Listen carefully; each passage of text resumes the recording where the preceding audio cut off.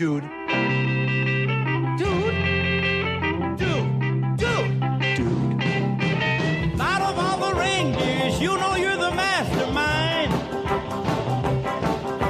Run, Rudolph. Randolph ain't too far behind. Run, Rudolph. Santa's gotta make it to town. Santa, make him hurry. Tell him he can take the freeway down. Run, Rudolph, 'cause I'm reeling like a merry-go-round. Merry Christmas, everyone. Welcome to the Dude What Movie Review Podcast. Dude What? I'm one half of the hosting squad, festive, happy, Mr. Brian Sumner. Sitting across the table from me is the incredibly festive, big old Christmas tree over there, Mr. Jim Miller. Say hi, Jim. Ho, ho, ho, hi, Jim. Wow. Really getting into it. This is our Christmas special, guys.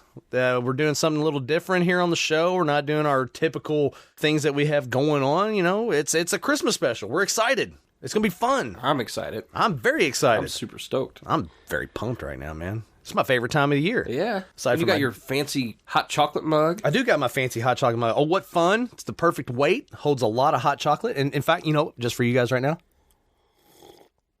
Oh, it's so good. It's so good. I am a coffee guy. Yes, you are. But even I was like, I think I want some hot chocolate.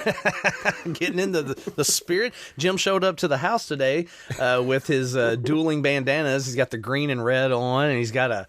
What is that? He's got This is the only time of the year that I like cats. he's got a shirt with like a collage of cats on Christmas cats. It's courtesy of my mother-in-law. She got these for me and my brother-in-laws. I stepped out of the studio to greet Jim in the garage and saw it and immediately turned around and went right back into the studio. I was wearing a Christmas hairball, basically. I locked the door, didn't let him into the studio. But we're going to have fun today with our Christmas special.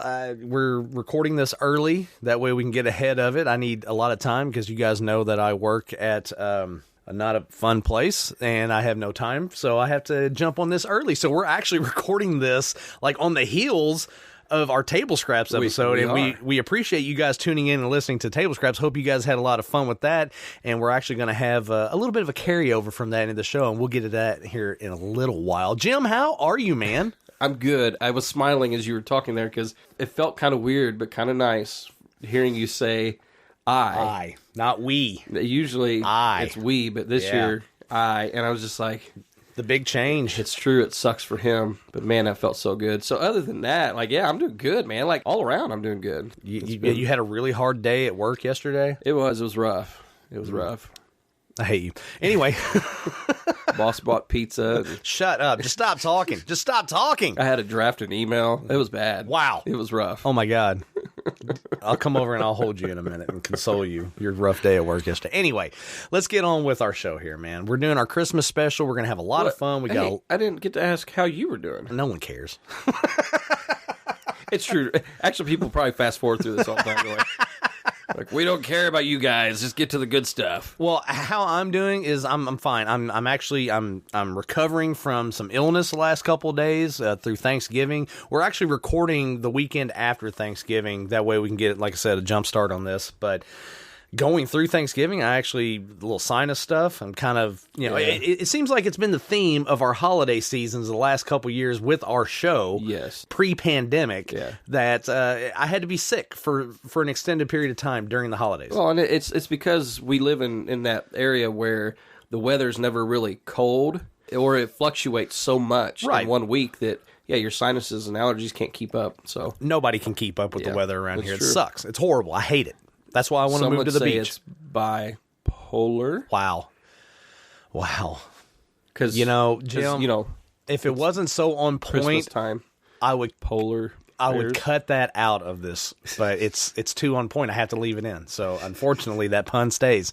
Thank you. Merry Christmas to you. That's the only gift you're getting I from just me. like the fact that you were. I like the fact that you were warming up to the whole pun thing. Oh, stop! Just stop! Nice. Just stop! Nice. All right. We're moving on. All right. So on our show today, this is our Christmas special. We got a lot of fun lined up for you guys. We're going to be doing some things on here that we like to call reindeer games. So whenever you hear that sound, that's going to be us rolling into another reindeer game all throughout the show. We got all kinds of stuff. It's a super duper mega episode. We're going to be playing reindeer games. We're going to be getting into the holiday spirit. We're going to be talking about Christmas stuff. And we're also going to be breaking down a Christmas movie that I have never seen that I should have already seen. Dude, what? Dude, what? Exactly. So we got so much to do. We should probably just go ahead and get right on into it. So let's start with our first reindeer game. Just to kind of get us into the holiday spirit here. This is a little thing that we've done this a couple years ago. It's kind of a way to get everyone going on the show. It's just basically us giving everyone some holiday spirit through rejected greeting cards. So what we're going to do with this, greeting cards are best read by a fire. Let's get a... Ooh, there we go. Ooh, toasty. Yeah, nice little warm fire going there. That's nice. I like that. All right, so, Jim, we got our fire going. It's nice and toasty here in the studio. Let's do some rejected greeting cards, shall we? Now, these are ones you're definitely not going to see at Hallmark. Definitely not. Jim, would you like to start us off with the rejected greeting cards? Yeah, I'll start. Okay, cool. Merry Christmas. Christmas, a noun. The only time of the year in which one can sit in front of a dead tree and eat candy out of a sock. It's so true. It is true. It's incredibly true. Here's one for you. What do you get for the man who has everything? A restraining order. Happy holidays. Nice. Santa doesn't believe in you either. Merry Christmas. God. You'll notice this card is empty, much like my heart is when I'm around you. Merry Christmas. Thanks, Grandma. Thanks, Grandma. Hope spending time with your family for the holidays doesn't undo all the progress you made with your therapist. Merry Christmas. That was good. That's pretty funny. Hoping this card fills you with the joy of the holiday season and reminds you of the other family you left behind. Season's greetings. Oh, man. Happy holidays. I hope you love the Christmas present you told me to buy for you. That's appropriate for a lot of people, I think. Right. Every Christmas, here's my list. Yeah. All right, here you go. Proverbs chapter 3, verse 5 through 6. Oh, boy. YOLO!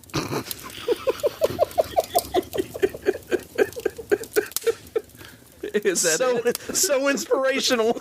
YOLO! Oh, man. Okay. Only a few more shopping days left until your loved ones find out how little you understand them. Merry Christmas.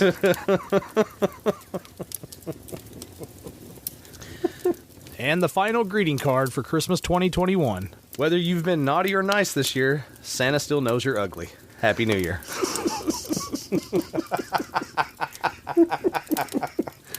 Well, I don't think anyone's going to get in the Christmas spirit with those, so... But the fire was nice. The fire was nice. And so this is Christmas. I hope you have fun. The near and the dear ones. All right, Jim. Now that we've totally taken everyone out of the Christmas spirit with our rejected greeting cards. What a way to kick off the show, right? Let's move on to another reindeer game right off the jump. We're going to do something that is in the same vein as our table scraps that we just did. You know, I mentioned it at the top of the show that we had kind of a carryover from table scraps, and we figured we'd go ahead and give you guys something here at the top of the show, just kind of in that same vein. Basically, this is called Regifted Christmas, and so we talk about on table scraps how we have so many clips behind the scenes, so many in the archive that just you have to get out of the system. Well, in doing table scraps, I realized, oh my God, look how many I have just for the Christmas specials. Well, and this is our fourth actual Christmas special. Yes. And our first one for the new relaunch. That's right. So we have 3, and they're all super mega specials. Exactly. So yeah, I imagine you had a ton. I had a ton of behind the scenes audio clips from the first 3 Christmas specials, and so it's like I don't even think I used any of those in table scraps. I think I was like, I'll just wait until Christmas for those. Right. So, so this is our re-gifted Christmas for you guys. I hope you enjoy, because the idea, obviously, re-gifted. This is the stuff that when you get it at Christmas, it's like, no, I don't want that. Yeah. Let's give it to somebody else. I'm going to give that, to somebody at the company party or whatever. That's right. Yeah. And also, again, just like at table scraps, our mic's going to be hot. Jim hasn't heard these. I have not. I put this together specifically for the show. Jim's going to hear it for the first time now, so you're going to hear our live reactions with the microphones being on. So here you go, guys. This is our re-gifted Christmas. My gifts suck. I knew it. I suck at buying gifts. It's the thought that counts. Yeah. Well, I hope you kept the damn receipt. Crystal usually gets Casey's gift cards for me. Nice. And so while I'm on route, I can go down there and just give me a bunch of pizza. Just bill on the pizza. You just need to order a full one, and after you collect 10 tops, so you can get a full one. Yes. So, yeah. That's very smart. Very astute of you, Mr. Santa Claus Jim. Everyone's like, but it's not healthy, so it's not really smart at all. It's not healthy at all. No, the grease alone will just knock me You out. will look like Santa. Not my goal. For Todd Trout out there, I know you're listening. Yeah, Mr. Dirty. So, Dirty Trout. but yeah, so here the concept is basically I'm going to ruin Christmas for a lot of people. I just had it in my head, like, what would a Dirty Trout Christmas look like? Dashing through the snow in a one-horse open sleigh. Over the fields we go, laughing all the way. What the hell was that? That was me laughing all the way. You get the sense from British people that they could have issues with each other. Right. And they may be pissed off at each other or, vocalize it, but at the end of the day, it's still all about family, or it's all about your friends, and it's all about Tea and crumpets. And... Not that at all. No. All right, synopsis. This is a song about an angry grocery store worker who is tired of sorry.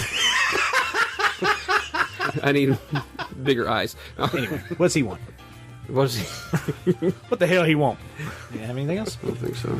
I might need a moment with my journal. It's kind of soft and velvety touch. Wait till you're in the car. Wait, what? You can still hook up with us on there. Yeah, you can. I don't think kids call it hooking up on Twitter. Slide in my DMs. Anyway. What? It's getting late. Yeah, it I is. think there needs to be more singing and more dancing in life. Okay, all right. In life in general. Okay, I'll give you that. Okay. Did you forget you're conducting the interview? Yeah, I forgot it's my turn. You're good at that. I am, actually.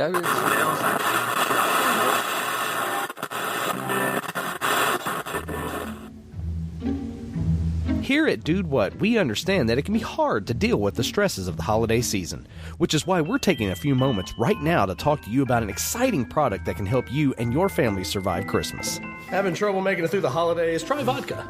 It's a Russian specialty. It's helping American families get through the holidays since 1856. Vodka. It's a KGB Christmas. We drink vodka so we can forget about the people we say we love. Vodka? The drink of Christmas.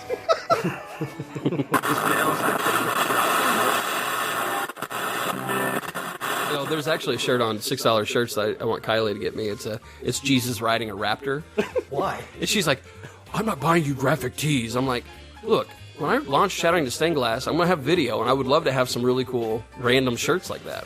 Christmas ideas for Jim. Right? But recreationally, with the Marijuana. I just felt like it was appropriate to use. Nope, never. That's not Garland. That's the Mary Jane. But it's evergreen. All throughout the house, and then they ended up going out to the garage, and that's where the big gifts were. So Nice. it's pretty cool. Yeah. I mean, not cool as getting engaged with a painting that I did myself in a church with a tree and music and a creepy photographer in the bushes. All right, let's see. Just for the win. Oh, hey! Do you have a stocking? If so, what does it look like? And what do you like to get in yours? Yes,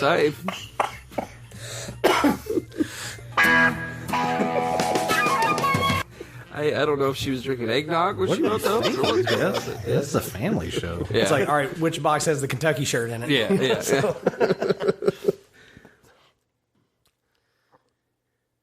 It's your turn. Oh, yeah. I want a shirt of Vladimir Putin on a Ritz cracker. Oh, God. Putin on the Ritz. On the Ritz. Have you ever seen those? Yes. There's one where he's like... That's so punny. Christmas Next Door. Okay. Eric Randall, an author of Bachelor Life. Oh, sorry. It's funny you meant that she asked about stockings. One year, I think I was 9 or 10, wake up Christmas morning, go in the living room. My stocking's been replaced with a stocking that's like 5 feet long. And I'm just standing here looking at it like, what is that? What is that? It looks like a sock for an elephant. It's weird. Oh, my. Oh, man. That combo is... Again, don't get your hopes up, all right? Just very modest, proud men. I feel like we could become part of the brainstorm team of Hallmark and maybe give them something better. Well, look, let's be honest. It wouldn't take much. Just wouldn't. Let's go find 2 words and put them with Christmas. Yeah, totally. Yeah, I can't top that. I gave a walker to somebody. A walker? I'll explain. I used to be with a group called Young Life, and every year for a Christmas party, we'd do a white elephant gift, and it was $5 or less, and they were always just absurd things. Like, we would just buy absurd stuff and wrap it. Yeah, so I found a walker, one of those fold-up walkers, at Goodwill for like $3. But, that's funny. Yeah. But that's yeah, really so I gave funny. him a walker, so, yeah, anyway. That's pretty good. Not that you asked, but yeah. So. Yep, I do make great Christmas gifts. No, really. We've always thought you suck. Merry Christmas, you filthy animal. Whoa. Blast from the past. Yes, it was. Man. So funny. Just had to get all those out of the system. That's our re-gifted Christmas for you guys. And hopefully you can take some of those gifts and, give them to people you hate.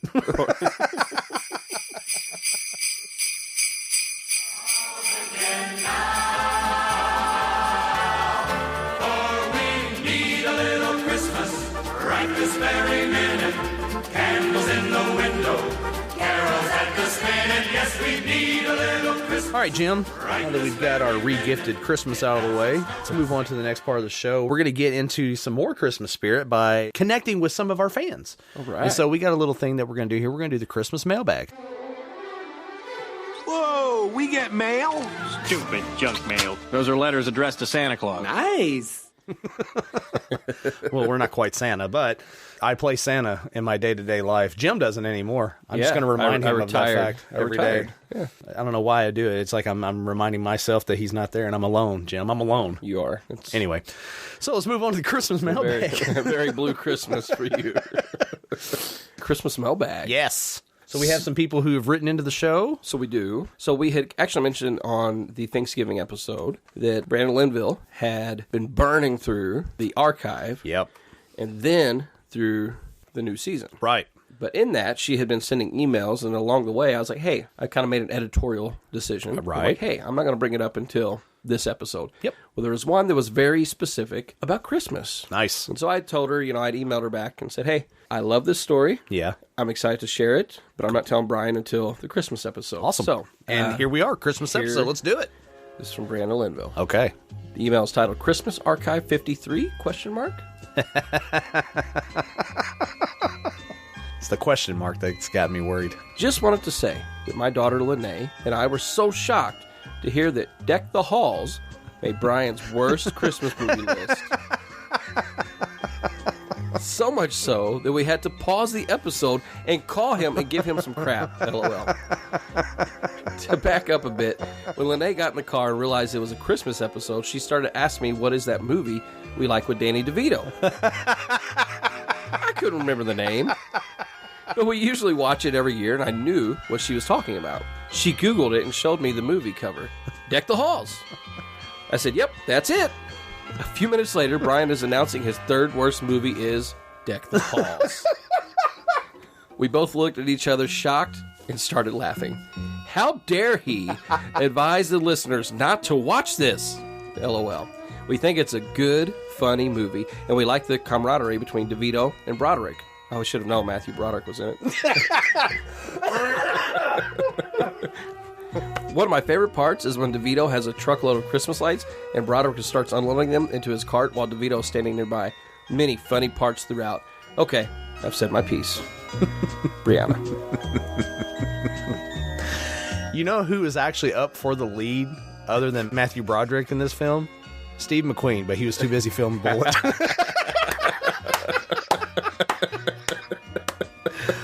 What a callback. Another callback there for old Steve McQueen. Okay, so I guess I have to address this then, right? It would be nice if you did. Yeah. Okay, here's the thing. That movie's terrible. Damn! So... All right, moving right on to the next subject. No, here's the thing, all right? One thing that I've discovered about doing this show is that movies hit people differently than other people. Right. And my opinion of Deck the Halls is not going to match up with their opinion of Deck the Halls. Me, personally, I think if you have a choice between Deck the Halls and other Christmas films, I'm going to choose other Christmas films before I choose Deck the Halls. Yeah. I think the problem with it is I don't think it delivered overall. That's the problem with it. I feel like there's potential there, but then like the execution isn't what I would have liked to have seen. Right. But if you like it, that's great. We've talked about how like Ebert in the past has ranked movies really high that we've thought were terrible, but he really loved. And it's like, just say you like a terrible movie, you know? Yeah. This is kind of like the same thing, you know? If I think you like a terrible movie. I appreciate the fact, and I think Brandon probably appreciates the fact that you're not trying to dog on apparently a Christmas tradition for them. So No. Actually, I mean, if you guys watch every year, that's awesome. Everybody's got to have their traditions. And honestly, I mean, I'm sure that kind of is wrapped into it, right? A little nostalgic with that. So, yeah. And that's good. That's awesome. Absolutely. Good for you. Yeah, good for you guys. It's just not going to be on my rotation. Ever. So it will stay on your worst Christmas movies ever? Oh, absolutely. Yeah, no. okay. They haven't swayed me in the least bit. In fact, I think they moved it up the list. Just kidding, you guys. But thank you for writing into the show, Brianna. I really appreciate that. That was really funny. I remember when you guys called me that day, and I was laughing hysterically after I got off the phone with you. I thought that was really funny. And so, but I didn't realize the lead up to it. You know, hey, what's the name of that movie? Right. Oh, Deck the Halls. We love that movie. Brian, the worst movie ever. But thank you for writing in the show. Really appreciate it. That's great, and hope you guys are having a Merry Christmas this year. And I guess we should apologize if Lene's been listening to other episodes for things we may or may not have taught her. Well, she's heard worse whenever I've been around. Oh, okay.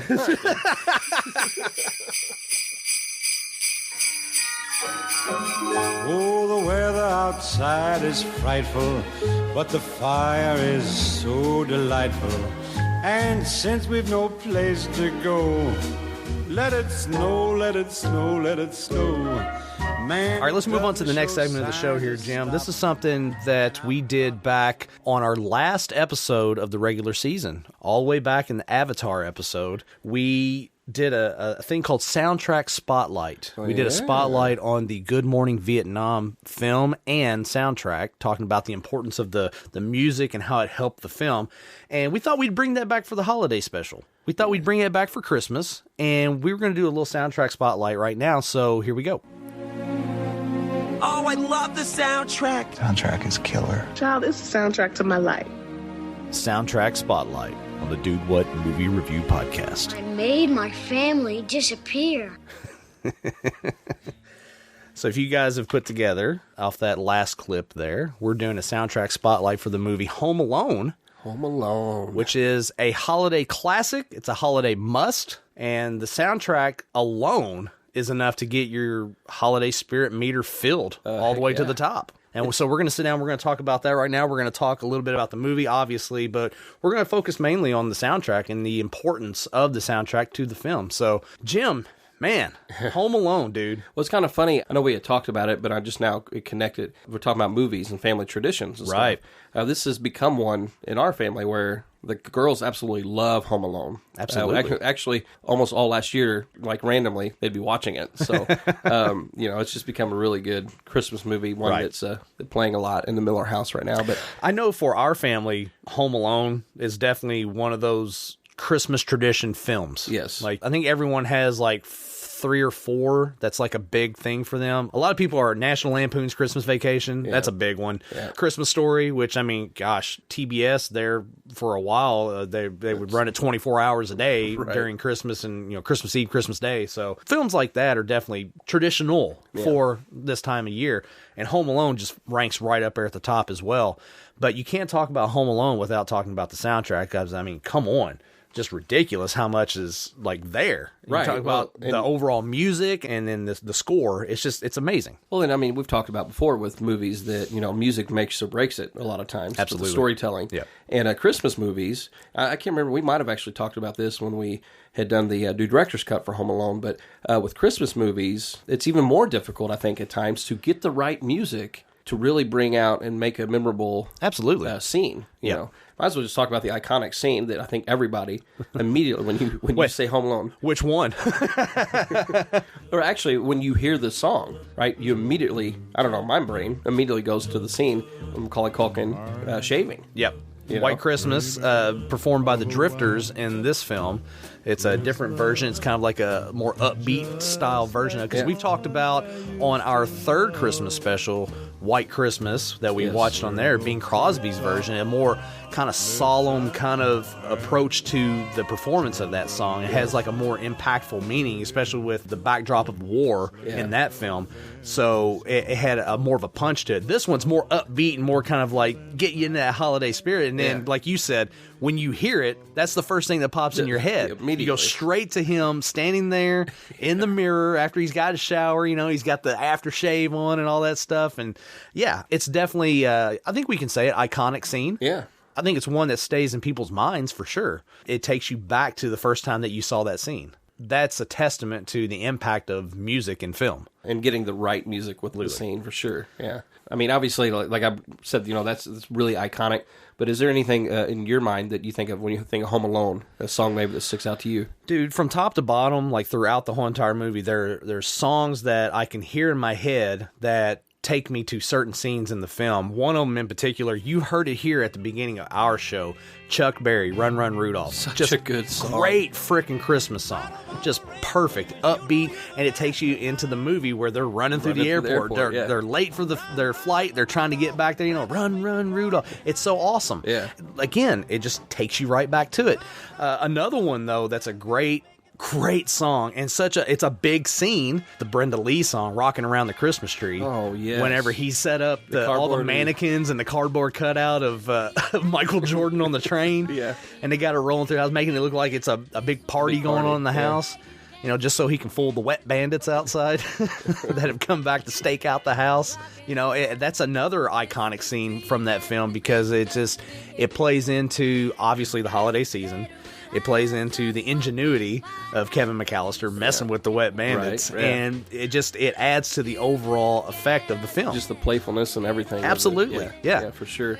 And you know, talking about just how music affects different films and things like that, and choosing the right music. Probably one of my favorite Christmas songs, actually, the Carol of the Bells. Oh, absolutely. And the use of that particular version, because it hits that beat, you know, that downbeat. You know, there's a kind of a solemn, like a moment. Yep. Right, like a serious moment within this fun, wacky film. I don't know, just that with the church and just all of that. It's just, Well, what I love about the Carol of the Bells use in this film is how it starts off in the church, and then whenever he realizes the time and he has to leave, and then it kicks into like this upbeat version of it. Yeah. And it's like it's a nice transition from this very important scene that he's had with Old Man Marley from next door. They're in the church.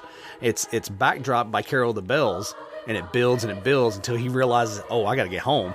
And then it kicks into that upbeat, and then it goes into him preparing and setting the house up for all the traps and everything. Yeah, it's just a seamless transition. Oh, great. It was perfect. Again, I think we talked about this in the new director's cut, but the fact that you were able to have this wacky, fun holiday movie, this Christmas movie, and still have meaning to it. Oh, absolutely. You know, oftentimes, you know, I think what happens is it becomes kind of cheesy, right? Yeah. Whereas with this, the use of that music just helps bring you into that. It doesn't feel forced. it feels like a natural progression of the story. Yep. And then, bringing it out as he comes out of the church and then goes into war mode, right? Right. But, I just love that song. And that's a credit to John Williams on this soundtrack. You know, he composed and conducted the whole entire soundtrack, which John Williams, I mean, come on, he's done the soundtrack to our life. I mean, basically. Pretty much, yeah. And so you see these seamless transitions from scene to scene to scene throughout the whole entire film that he's put his stamp on. It's just a matter of creating the right mood and the right vibe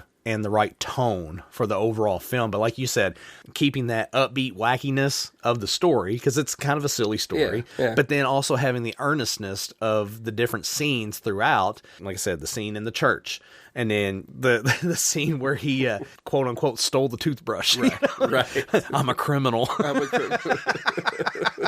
It's one of my favorite lines in the whole thing. He's just looking at this toothbrush. I'm a criminal. But, you know, it's like this earnestness and this silliness, like on this scale, and they're keeping each other balanced the whole entire way. And behind all of that is the music by John Williams. Yeah. And so it's just, it's fun. It's just a fun movie, and it's nice. And like you said, having a meaning to the film. Yeah. It's so awesome. Now, we were talking about this off air beforehand, but I was trying to listen to the soundtrack on Spotify. Yeah. And Spotify was like, we think you like this. And it was like, wait, this had nothing. No, I want to listen to the soundtrack. And you were showing me the soundtrack that you actually have on CD. Yeah. Which is a round disc that you put into a. Yeah. For those of you that are that are under the age of 22. It comes in a little plastic case, and on the back there's like a menu, right? But no, and just looking at some of the things on that soundtrack, it kind of puts in different bits from the film, right, mixed in with the music. Yeah, I have it right here in my hand. I mean, you're looking at it, like one of them is "Man of the House," you know, and you hear that, and you're like, oh yeah, the scene where he's talking about he's the man of the house now. Yeah. And then you got Scammed by a Kindergartner.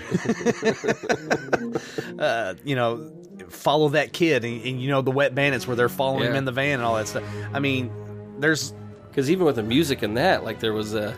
Setting the trap. That build there. The attack on the house. There's so many like different tracks on this composed soundtrack by John Williams that all you have to do is read the track listing, and it takes you straight to the movie. You know exactly where you're at in there, and it's great. Another song that I think kind of gets overlooked because in the film, it's kind of a transitional thing.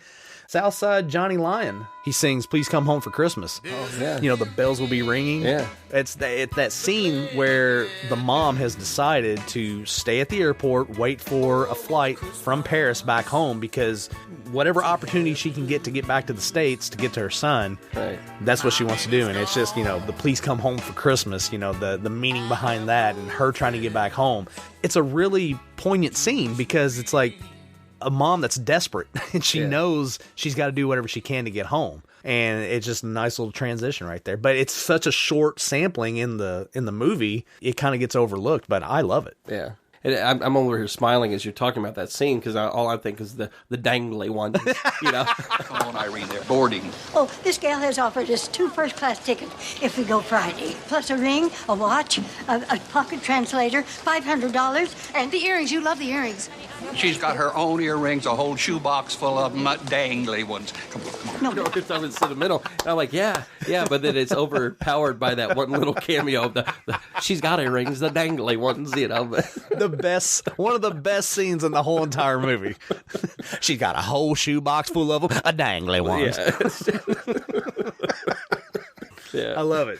The great thing about this movie is how many one-liners there are from it. Talk about a quotable movie. Yeah. This is definitely a quotable movie, but a lot of the scenes and a lot of the stuff that you see in the film are just driven by the John Williams score, and it's so much fun. Yeah. Like when Kevin's washing dishes in the kitchen, and one of the Wet Bandits is trying to get into the house or whatever, like kind of snooping around the door, and it's got that heavy clarinet kind of playing in the background, you know. And then that's whenever he sets up the pot by the door with the firecrackers in it or whatever. Yeah.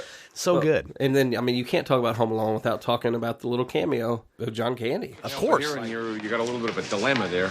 We got a crisis ourselves. Allow me to introduce myself. Gus Polinski, Polka King of the Midwest. No?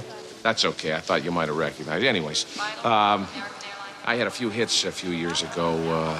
That's why, just polka, polka, polka. Polka, polka, polka. No? Twin Lakes Polka, Damavuji Polka, a.k.a.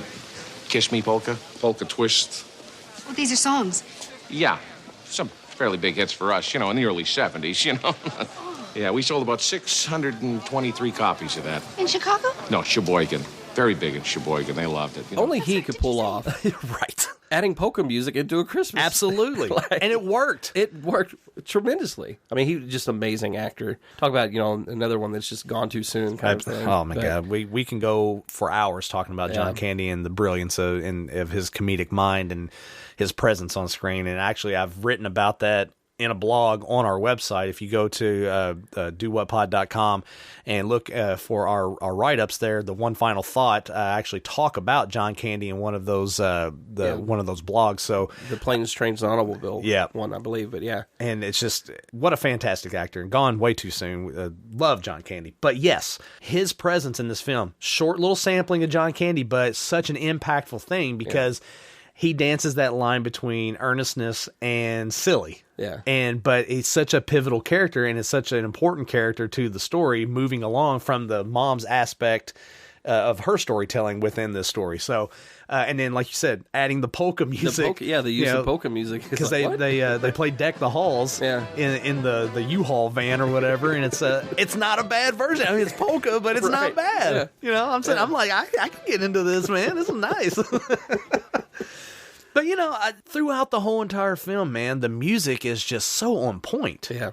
I'm glad we're using, for our second spotlight, being at Christmas time and focusing on this one. I think it's a great choice. So, is there a track or is there a spot in the film that stands out to you? I know we talked about some of the actual artist music and we talked about the Drifters with White Christmas, but is there a spot in the film that you're like, man, I just really like the music in that? I think that whole scene, man, of the church, it's that peaceful moment in a film of chaos, really. Right. I don't know. I think deep down, like really when you think about Christmas and all the hustle and the bustle and, obviously coming out of a job that you see the crazy, you're in the crazy. You're not just contributing, you are part of it. Like you're delivering the crazy, right?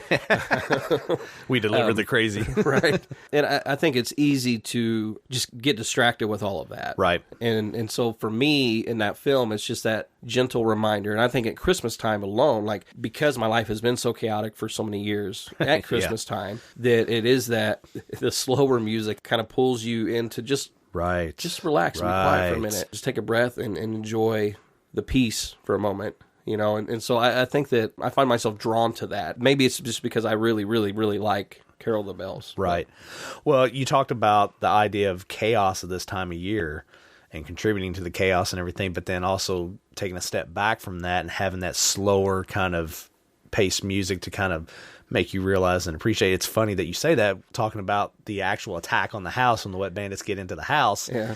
And there's all this chaotic stuff going on, all this chaotic music, but then you remember whenever Kevin makes his way up to the attic and he's getting ready to get out on the handlebars to slide across his little makeshift zip line. Yeah.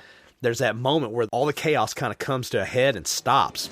And then you have this slower music that just kind of plays out where he's looking out over the lawn and everything.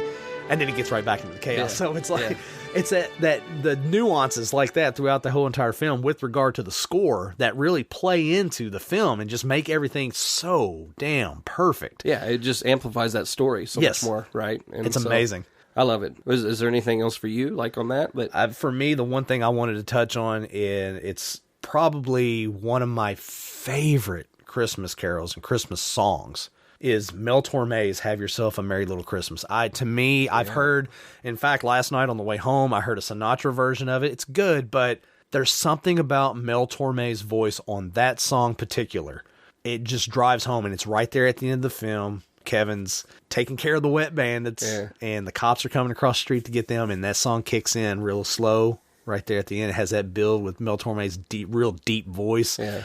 To me, it really kind of bookends everything that you just saw in that chaotic 15 minutes prior. You know what I mean? Yeah. And I love that version of that song. If I had to make a list of Christmas songs that are perfect, that was probably top 3 for me. Have yourself a merry little Christmas. Let your heart be light. From now on, our troubles will be out of sight.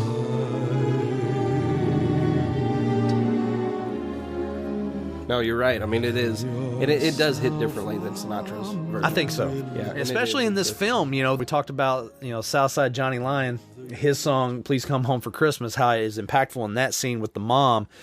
And then to have yourself a Merry Little Christmas there at the end, you know, with Kevin, it's like, you talk about the earnestness of the film and the meaning of stuff, you know, the idea of at the beginning, he doesn't like his family, doesn't want his family.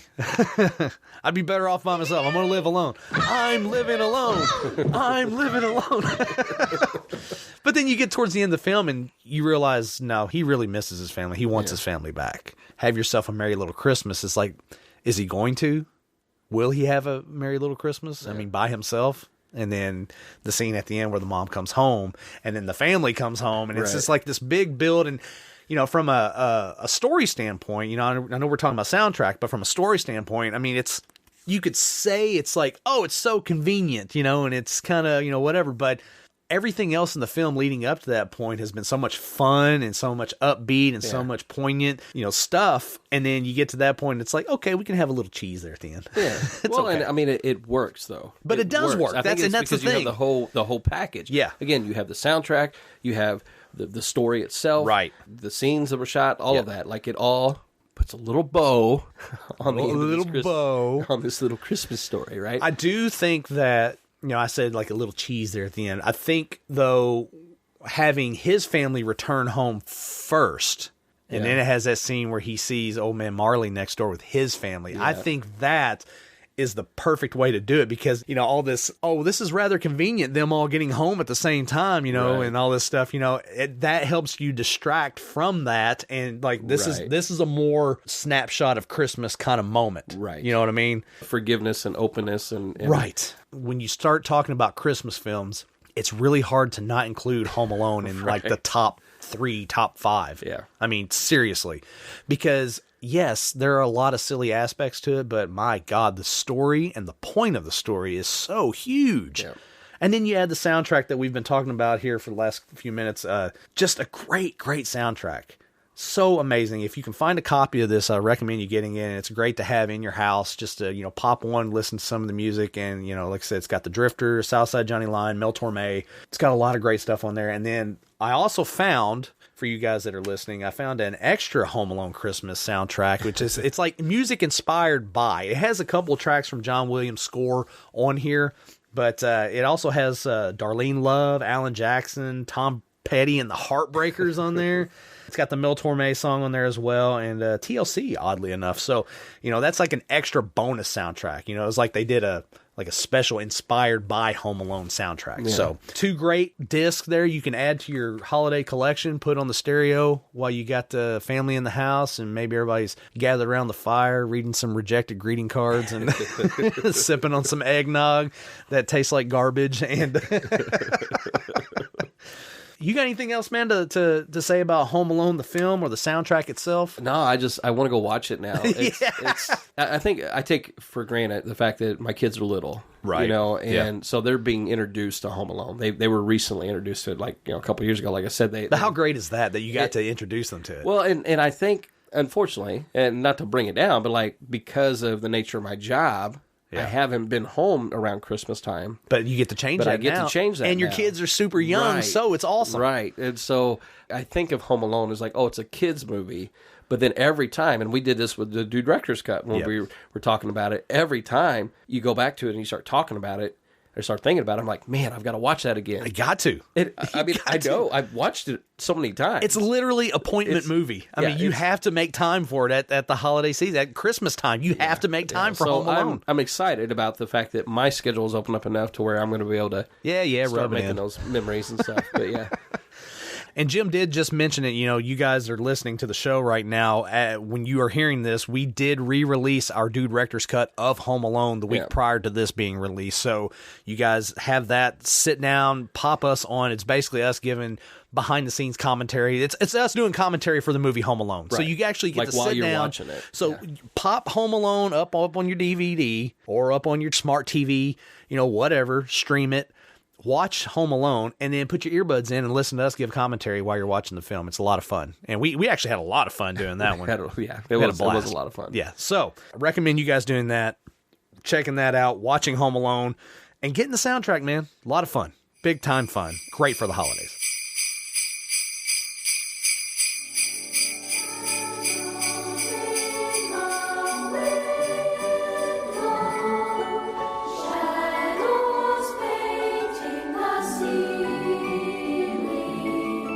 All right, Jim, had a lot of fun talking about Home Alone. Let's move on to the next part of the show.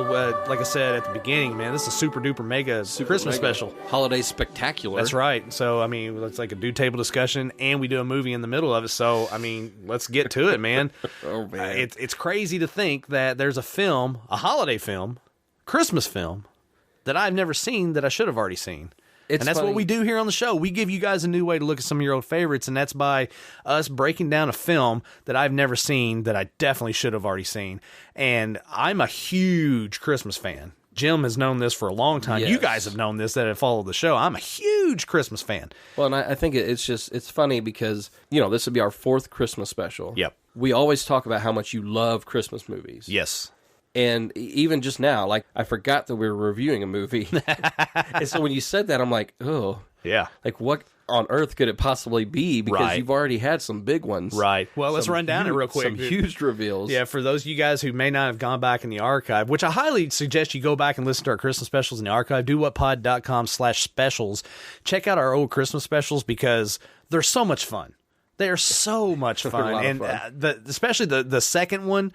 The second year was probably my favorite out of all three, but all three of them are a lot of fun. I definitely recommend you go back and check that. But the first year was The Grinch, starring Jim Carrey, which that totally threw Jim for a loop. Like, he could not believe that. Man. Second year, Polar Express. He had such a very, very, very strong reaction to that. And in fact, we have an unedited version of that reaction in the archive that has not seen the light of day yet. Oh, boy. And then the third year, White Christmas, which is one of Jim's my absolute favorite Christmas movies of all time. And I will say, favorable reviews for all three of them. Yeah. Actually, I think we gave 5s for The Grinch and for White Christmas. Polar Express, I think I gave it a 4. And that's just more so because it's a kid. It's directed towards kids' films. But now you have now I have a grandson, and I did talk about that. Yeah. That once he gets a little bit older, that'll be a great night-in movie during the holidays. Yeah.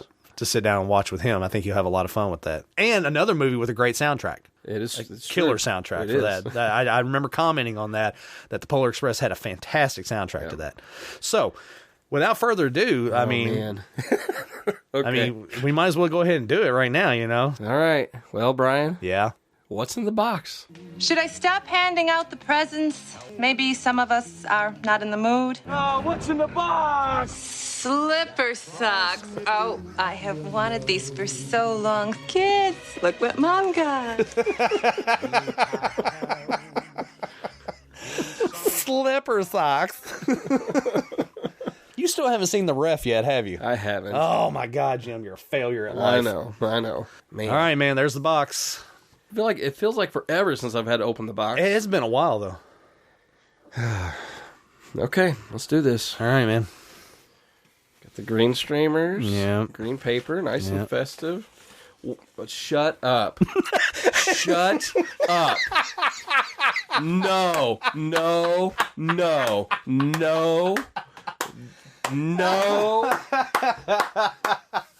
Shut up.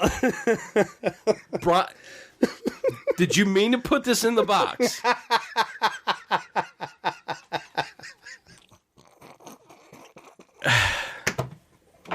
If you were driving a vehicle, you may want to put your blinkers on and pull over. Are you serious, man? Yeah.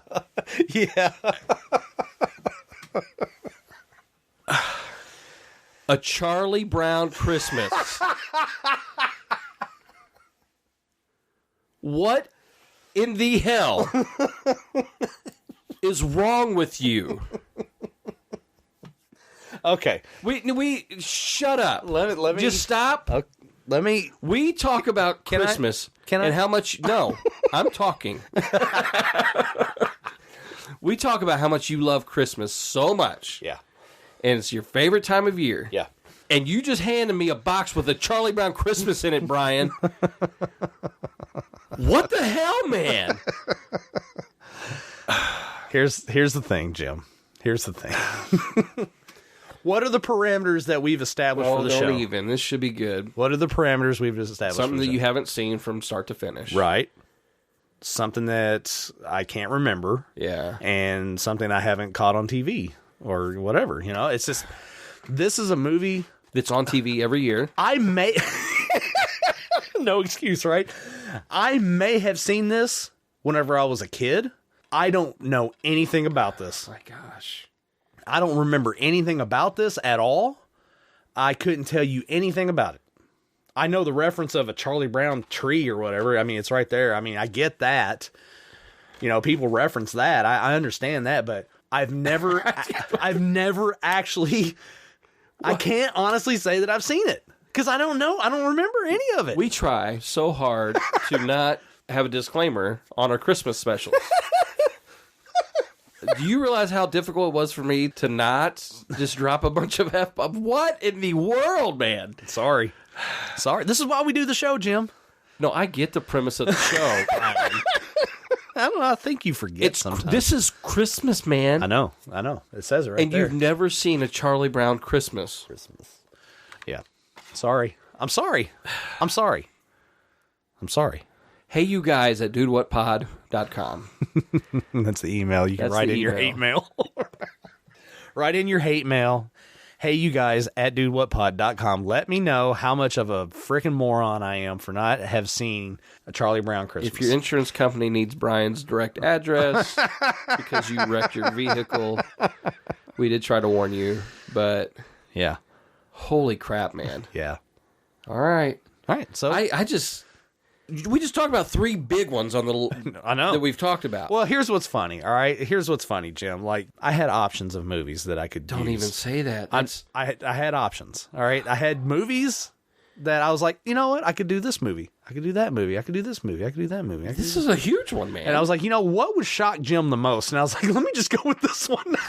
Wow. I was not ready for that. Okay, dude. All right. So that's what we're going to do right now on our holiday special here. We're going to go watch a Charlie Brown Christmas because if I've seen this, it was in utero. I don't remember it. I really don't remember this at all. I've never seen it. I have no concept of it. Don't understand it. I know Peanuts. I know the Peanuts gang. I was a fan of the Peanuts growing up, but apparently not the movie. So we're going to go watch a Charlie Brown Christmas right now. If for whatever reason you're a moron, and let's just face it, you're not stupid like me. You've seen a Charlie Brown Christmas. So how about this? If you've got kids that you haven't shown a Charlie Brown Christmas to yet, go get you a copy of it, stream it online, sit down on the couch, get you a bowl of popcorn, and watch a Charlie Brown Christmas with your kids that have not seen it. And we're going to come back on the second half of the show. We're going to talk about it, break it down. We'll get into it. We'll see how I react to it, how I feel about it, and we'll just kind of get into it. Jim is in such disbelief right now. I might not survive. He might kill me during the montage. It's hilarious. So we're going to go watch a Charlie Brown Christmas right now, and we will see you guys in the back half. I think there must be something wrong with me, Linus. Christmas is coming, but I'm not happy. I don't feel the way I'm supposed to feel. It's too early. I never eat December snowflakes. I always wait until January. My own dog gone commercial. I can't stand it. Oh, dear Santa Claus, how have you been? Did you have a nice summer? How is your wife? I have been extra good this year, so I have a long list of presents that I want. Oh, actually, Lucy, my trouble is Christmas. I just don't understand it. Instead of feeling happy, I feel sort of let down. You need involvement. You need to get involved in some real Christmas project. How would you like to be the director of our Christmas play? Charlie Brown, you're the only person I know who can take a wonderful season like Christmas and turn it into a problem. Snoopy, you'll have to be all the animals in our play. Can you be a sheep? How about a cow? Rats. Nobody sent me a Christmas card today. I almost wish there weren't a holiday season. I know nobody likes me. Why do we have to have a holiday season to emphasize it? I never get what I really want. I always get a lot of stupid toys or a bicycle or clothes or something like that. What is it you want? Real estate. And 20s? Oh, even my baby sister. All I want is what I have coming to me. All I want is my fair share. Me to be the director of the Christmas play? Sure, Charlie Brown. We need a director. You need involvement. We've got a shepherd, musicians, animals, everyone you need. We've even got a Christmas queen. This little green one here seems to need a home. I don't know, Charlie Brown. Remember what Lucy said? This doesn't seem to fit the modern spirit. I don't care. We'll decorate it, and it'll be just right for our play. Besides, I think it needs me. Rehearsal. Director? What director? Charlie Brown. Oh no, we're doomed. This will be the worst Christmas play ever. So wrong. Look, Charlie, let's face it. We all know that Christmas is a big commercial racket. It's run by a big Eastern syndicate, you know. Well, this is one play that's not going to be commercial. For behold, I bring you tidings of great joy, which shall be to all people. For unto you is born this day in the city of David a Savior, which is Christ the Lord. And this shall be a sign unto you. I guess you were right, Linus. I shouldn't have picked this little tree. Everything I do turns into a disaster. I guess I really don't know what Christmas is all about. Isn't there anyone who knows what Christmas is all about? Linus is right. I won't let all this commercialism ruin my Christmas. Merry Christmas, Charlie Brown! Hark the herald angels sing, glory to the newborn King. And we're back. We are. From the Christmas tree lot. Yeah. So, this may be the shortest film we've ever done. It is. It is the shortest film we've ever done. It's kind of funny, like during the time we were watching it, my wife had texted me, because she's taking down fall stuff right now. Right. And she goes, so what was the movie? And I literally just text, A Charlie Brown Christmas. And her response was, he's never seen that? I said, never. She goes, dude, what? She's finally learning. Yeah. Oh, it's always fun when my wife lets me know her disdain for you because of your matches the disdain of the majority of our listeners, I think. Yeah. So this probably won't be a huge review, but maybe. There's a lot in there. We'll see. So we'll see. I did come across some fun facts. Cool. That I'll be dropping along the way. Right. As you know, and as most of our listeners know, I'm a huge animation fan. Yes, you are. A huge cartoon fan. Right. You know, drew cartoons and stuff in high school. Loved the comic strips growing up. All of that. So Charles Schulz is of the Peanuts fame. That's right. That's how we know him. And he actually was never interested in getting into animation.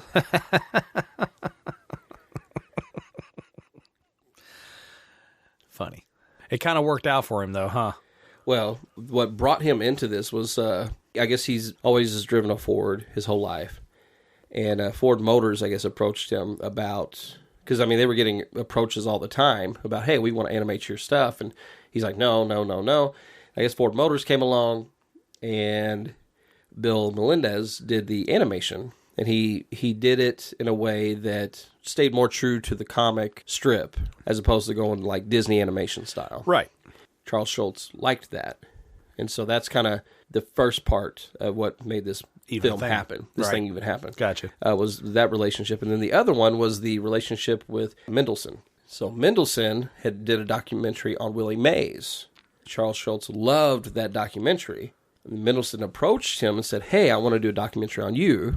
So that's where he basically had mentioned Bill Melendez, because I guess they did a few like animated things within that documentary. And that's where all of them got connected. And that's why they were on when it came time for a Christmas special, which this was the first ever animated Charlie Brown special. The first ever? Yes. Oh. Because of the success of this is why then The Great Pumpkin Charlie Brown and Thanksgiving and all those things came out after. Gotcha. This was the OG. And this was a while back, too, wasn't it? Yes. I think I remember seeing it on, 1965, maybe? I think that's correct, yeah. Oof. That's old, man. That's old. It's really old. But what's cool about it is, because it's animation, it does have a timeless feel to it. Like, you can watch it anytime. Yeah. Doesn't matter when. So, what were your initial thoughts? Well, it's funny because we sort of bookended this going into this movie reveal, doing the soundtrack spotlight, talking about Home Alone. Yeah. And then coming into this one, the first note that I wrote is love the music. Yeah. I love that style of music for Christmas time. Yeah. Talking about Christmas music specifically, that kind of piano jazz style of Christmas music. I love that. Yeah. I love that as far as like, you know, in my head, I picture family gathering, people in room to room, got people gathered around the tree, got people gathered at the table, you know, music's on. This is what's playing. Yeah. That's going on in the background. Like that is the soundtrack to a family Christmas for me. And so hearing that right off the jump, I'm like, yes, I like it. Yeah. Let's do more of this. And it was all the way throughout the whole entire special. So I was like, yeah, cool. I like that. I mean, as far as the actual movie or the show or the special or however you want to reference it, I mean, it took me back to being a kid. I grew up on Charlie Brown stuff. Right. I don't remember this. Like I said in the beginning, I probably watched this at some point in my early childhood, but even like I said at the end, whenever the credits were rolling, I was like, yep, I don't remember any of this at all. Yeah. None of this. Yeah. If I've seen it, it was so deep in my past, I don't remember it, to where watching it for the first time like we did today, it truly felt like watching it for the first time. Yeah. But the feel and the vibe of it took me back. Like I felt like a kid watching it. So, I mean, I guess that's kind of the point of it. No, it definitely has, for a lot of people, it's kind of how they kick off Christmas even. Yeah, it's very built-in nostalgia. Yeah, for sure. Because it is short, it's always a good one, with kiddos especially. Right. To sit and watch. When this released, actually, over half of the country watched it basically the day that they released it. Straight cash, homie. What? Yeah. Over half the country? Yeah. Basically, I guess the time slot that it was in was competing with the Munsters. Oh, they probably blew the Munsters away. Yeah, like literally 50% of TVs had tuned in to A Charlie Brown Christmas. So this is 65, so we're probably looking at maybe 3-4 channels at the most back then. And they were able to kind of monitor more what people watched, right? Right. So, you know, the Nielsen ratings and stuff, and check that. And if this was, and you said this was a TV special, right? Yeah. Yeah. Okay, so everyone had access to this. Yeah. So yeah, I mean, God. But when you say it, it's just crazy. Half the country. Yeah. Half the country. Yeah. That's a lot of freaking people. A lot of people. That's impressive, though. Yeah. It's pretty cool. One of the websites they're talking about, it's the second longest running animated Christmas special, just behind Rudolph the Red-Nosed Reindeer. That's a long time. It is a long time. And the fact that it's still very much relevant is what's impressive about it. Right? I know there were some chuckles along the way. And they were kind of the chuckles of like, that's still relatable. Well, I mean, it's just like all the references to like Christmas commercialism and stuff. Like there was a lot of really smart dialogue written for this. And I'm cracking up because it's one of those things like I have an idea of Peanuts in my head from my childhood, but I guess really this kind of pulled back the curtain on the fact that I don't really remember a lot of it. Yeah. You know, it's just, I'm so far removed from it, I don't remember it. And so watching this, I was just kind of like, I was chuckling at a lot of the dialogue, especially like the consumerism and the commercialism and all this stuff. I'm not going to let it ruin my Christmas, you know, and I'm cracking up on it. And then I'm kind of sad at the same time because I'm thinking about my job. I'm like, right.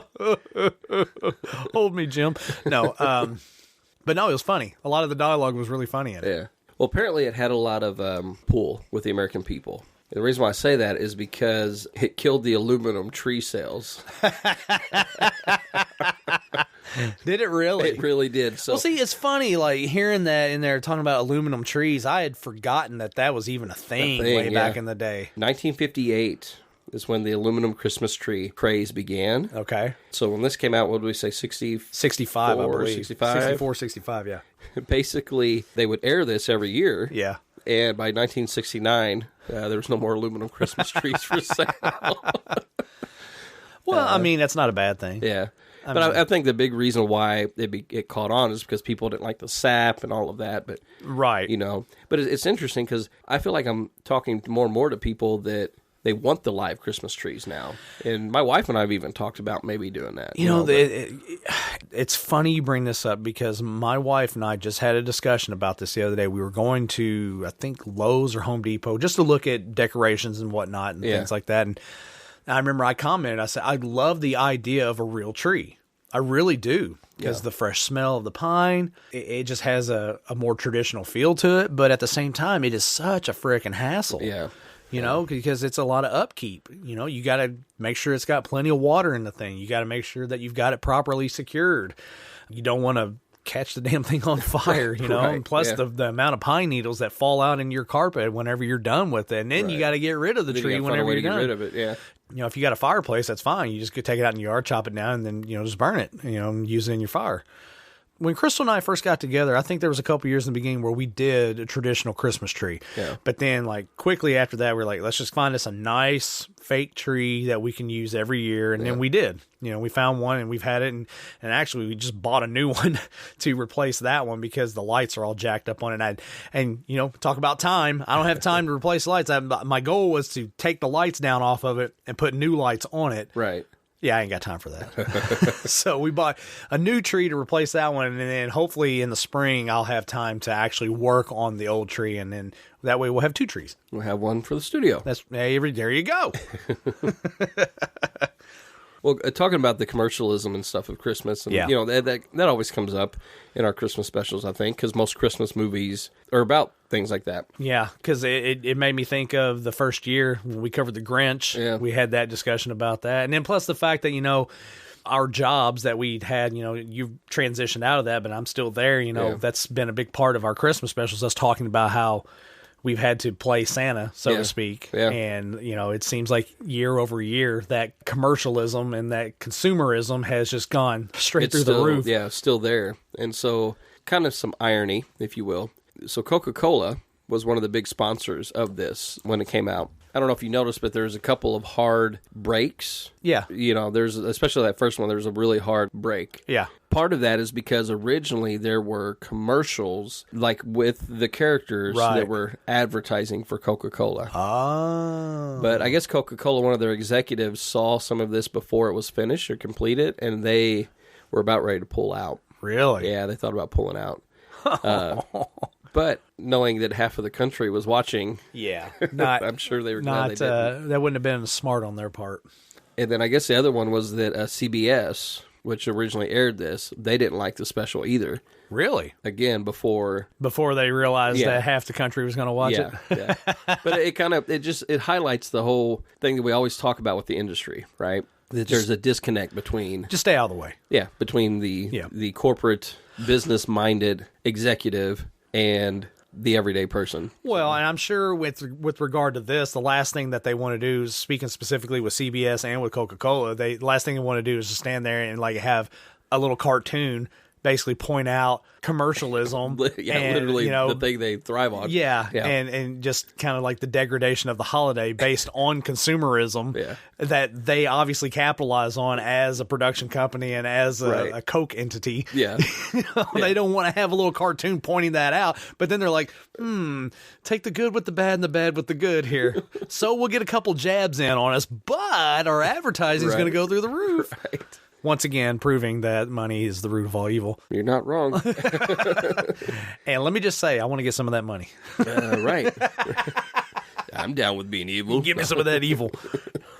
Okay, well, I don't really have a lot of fun facts. I mean, I have another one about Charlie Brown going to jail and stuff, but we can talk about that here in a minute. Nice foreshadowing. Yeah, you like that? I do. Yeah, man. Like, just it's a Christmas movie. Right.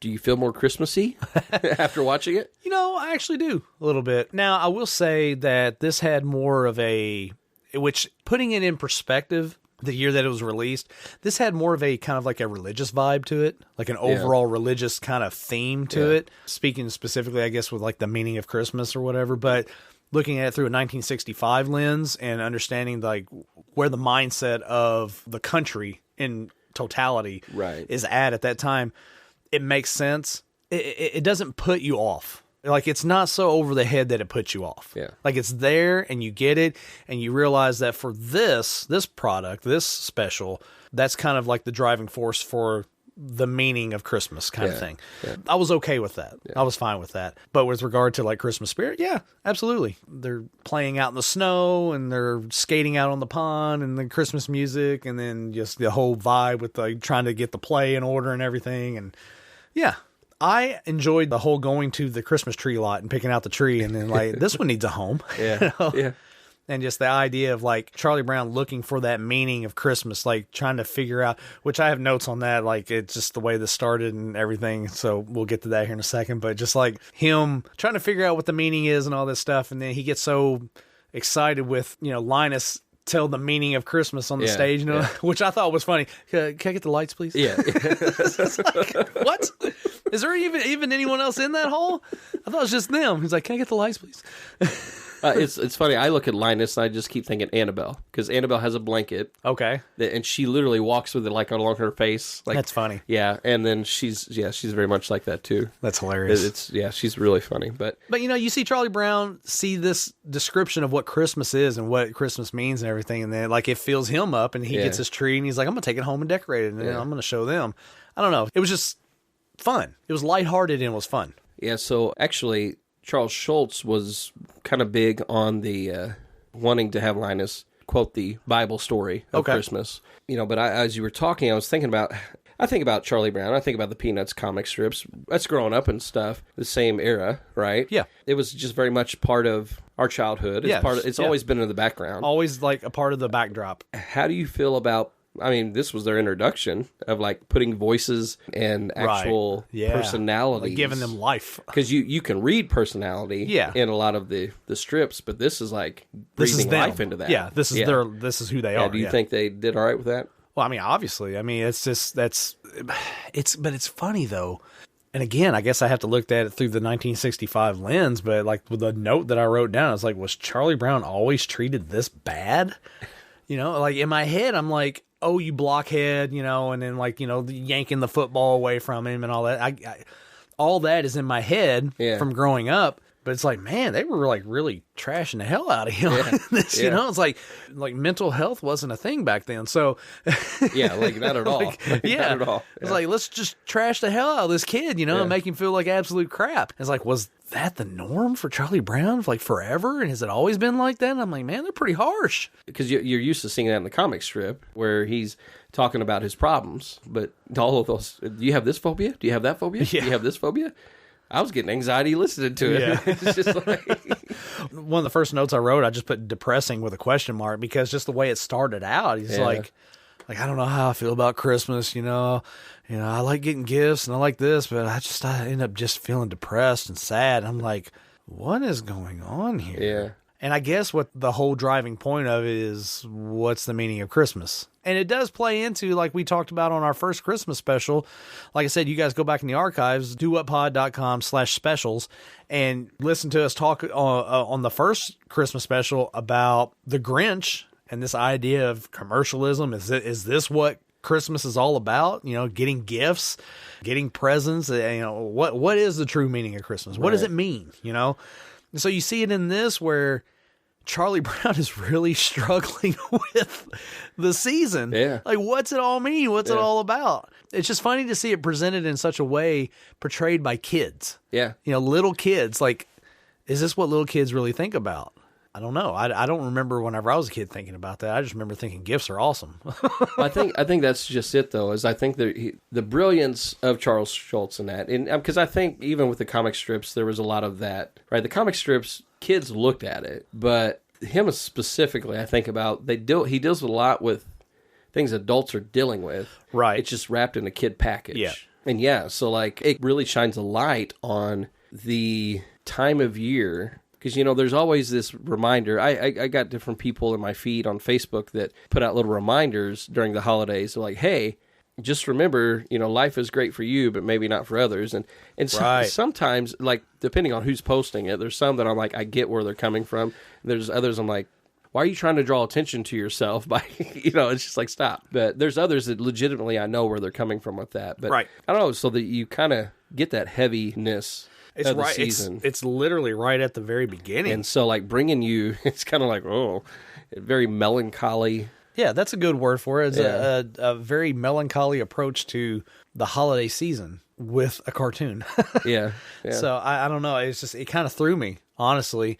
And then just the overall treatment of Charlie Brown, I was like, man, they're really dogging the hell out of him, you know? But I also, like I said, look at it through a 1965 lens. That approach and the way that those kids were talking and that dialogue and stuff, that's probably how a lot of kids talk to each other back then. Well, That's sure. probably how a lot of adults talk to each other. Well, sure. as well. I mean, you're coming out of the Great Depression, World War II, Right. like all this stuff that's going on. So a lot of hardened people back then. They had a lot of life experience that was hardened, and so the last thing that's really going to affect them is a couple of jerk kids yelling at them. Right, yeah. I've dealt with worse. Right. Yeah. Well, talking about Charlie Brown being a blockhead. Yeah. Apparently, he was like the hardest one to animate because his head is round. Okay. So it's hard to animate him like where he's turning his head. Ah, gotcha. So they had a lot of issues because also they were trying to keep it very true to the characters in the comic strip with the animation. So that's pretty funny. Yeah. Actually, you don't even think about something like that. You're right, because these are 2D characters. And having to animate a round head. Yeah. The one that they were able to animate the easiest was Snoopy. Of course. Knowing that, as I was looking at that fact and just watching this again, I was like, you can tell that. Yeah. Because they really capitalized on a lot of the movement. Yeah. Was when Snoopy was in there. Right. You know. Right. Also noticed that it seemed like they had trouble in some of the scenes with some of the animation of the characters, like getting the tone of like skin tone or the colors. Like you would see them like flicker from different colors. And I'm like, Yeah. Must have been a Friday. No. Yeah. Somebody mailed it in on a Friday. It's not going to make you be like, this is terrible. Right. You know, it's just, it was what it was, you know? This isn't Polar Express. Right. This isn't painstaking detail over the course of like years. Yeah, this is a Charlie Brown Christmas. This is a Charlie Brown Christmas. A special that came out in 1965. That I've just seen today. I just had to remind you. Gosh, man. You are a sad person. I know. Speaking of sad people, we'll get to your notes here in a minute. Right. Peter Robbins, he was the one that voiced Charlie Brown. Ooh. Most of the kids that voiced characters were actual children. Okay. And I don't even think they were credited. Oh, really? Yeah, it was one of those, like, they were not actors, they were just actual children that kind of became actors in some aspects. But Peter Robbins was the voice of Charlie Brown. Okay. Up till the age of 13. And then, biology happened. Right. And he wasn't able to do that anymore. Got a big old deep voice. Right.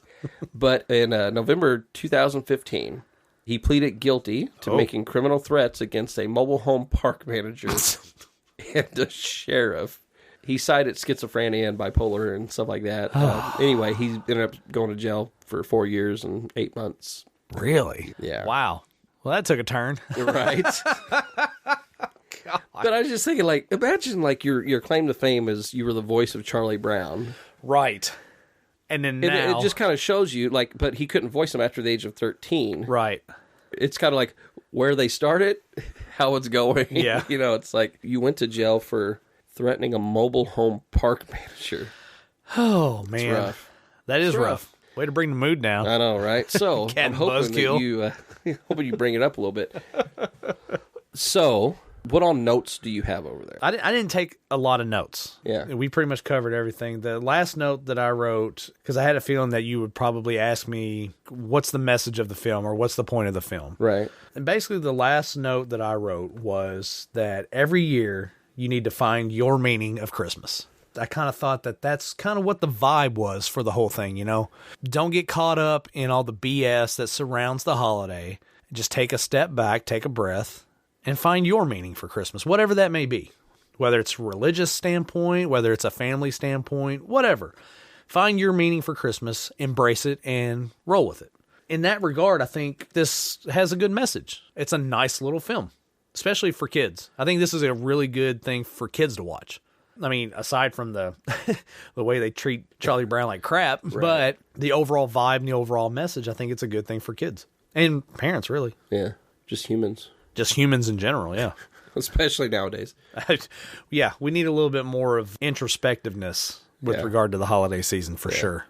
I think we could all take a collective step back and a collective breath of fresh air and kind of detach from the BS that is the new modern holiday, so to speak, of the mentality and the approach to what everyone thinks the holiday should be about, and it's not. It needs to be a little more traditional. I think we could all use a traditional step back. I concur. I agree 100%, man. I guess in that, what's your ranking, man? You want answers! I want the truth! You can't handle the truth! Well, Jim, we've gone down the animation path before. We have. We have. We've had some discussions about more animation. often than actually I thought we ever would. You're right. And we all know how I feel about animation stuff. You know, it's not really my cup of tea. However, being that this is a beloved Christmas classic, and it does have some great music in it, just really good music, and it's got a really good vibe to it and a good message, I think. The only ranking that I can really give it, I'm the dude, so that's what you call me, you know? Nice. I'm gonna give it a 5. It's the best score we got on our scale. It's Big Lebowski treatment. It's a 5. You know, it's short, it's sweet, it's simple, got a great message, great music.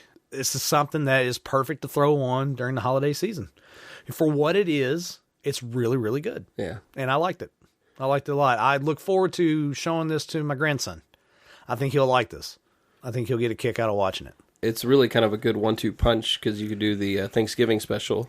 Right. And then right after, do the Christmas. Yep. You know, and that kind of helps you with that transition of getting into that mood and that mindset. So I mean, truthfully, if you really think about it, I mean, like we've got, just on our show alone, we've lined up some really solid movies just for the holidays. I agree. You know? I do agree. Grinch, another great film with a good meaning and a good message.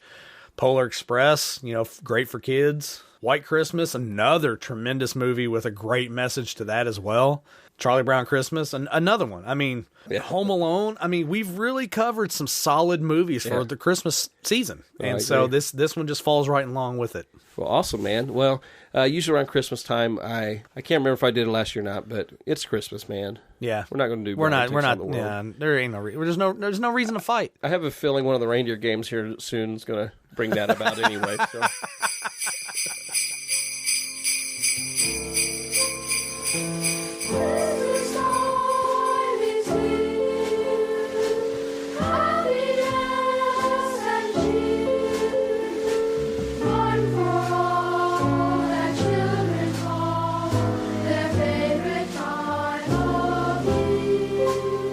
All right, Jim, broke down Charlie Brown Christmas, another movie to add to the rotation. Right. Awesome. Pretty cool. I'm glad that it worked out, because if it had been a dumpster fire, I'd been really disappointed. Well, you know, we've been doing pretty good on the Christmas special, special, we've got a good run on the Christmas shows. We got to keep it up next year. All right. Hey, you know what? we should have some fun. How about we move on to another reindeer game? Now, we've decided to do something this year. It's going to be a little... I'm nervous. So a couple years back, we did a thing on here called a Krampus Carol, and that was basically Jim ruining Christmas for everyone involved. He took classic Christmas carols, and he kind of put a Krampus spin on it. It made it a little dark, a little edgier. A little twisty. Yeah. He kind of took an idea that we had on our first Christmas special, the Tangled Lights on Movie Night, where we kind of mixed up the synopsis of it and kind of had to play a guessing game with the movies and their synopsises. But he kind of added it to Christmas carols and put a Krampus twist on it, and I had to guess what the song was. Well, we're not doing that this year, but we are going to do something in the same inspiration and vein of Krampus. This is called Krampus Goes Shopping. Kids, you want to go Christmas shopping? Black Friday is the most important day of the year. That's the work of the devil!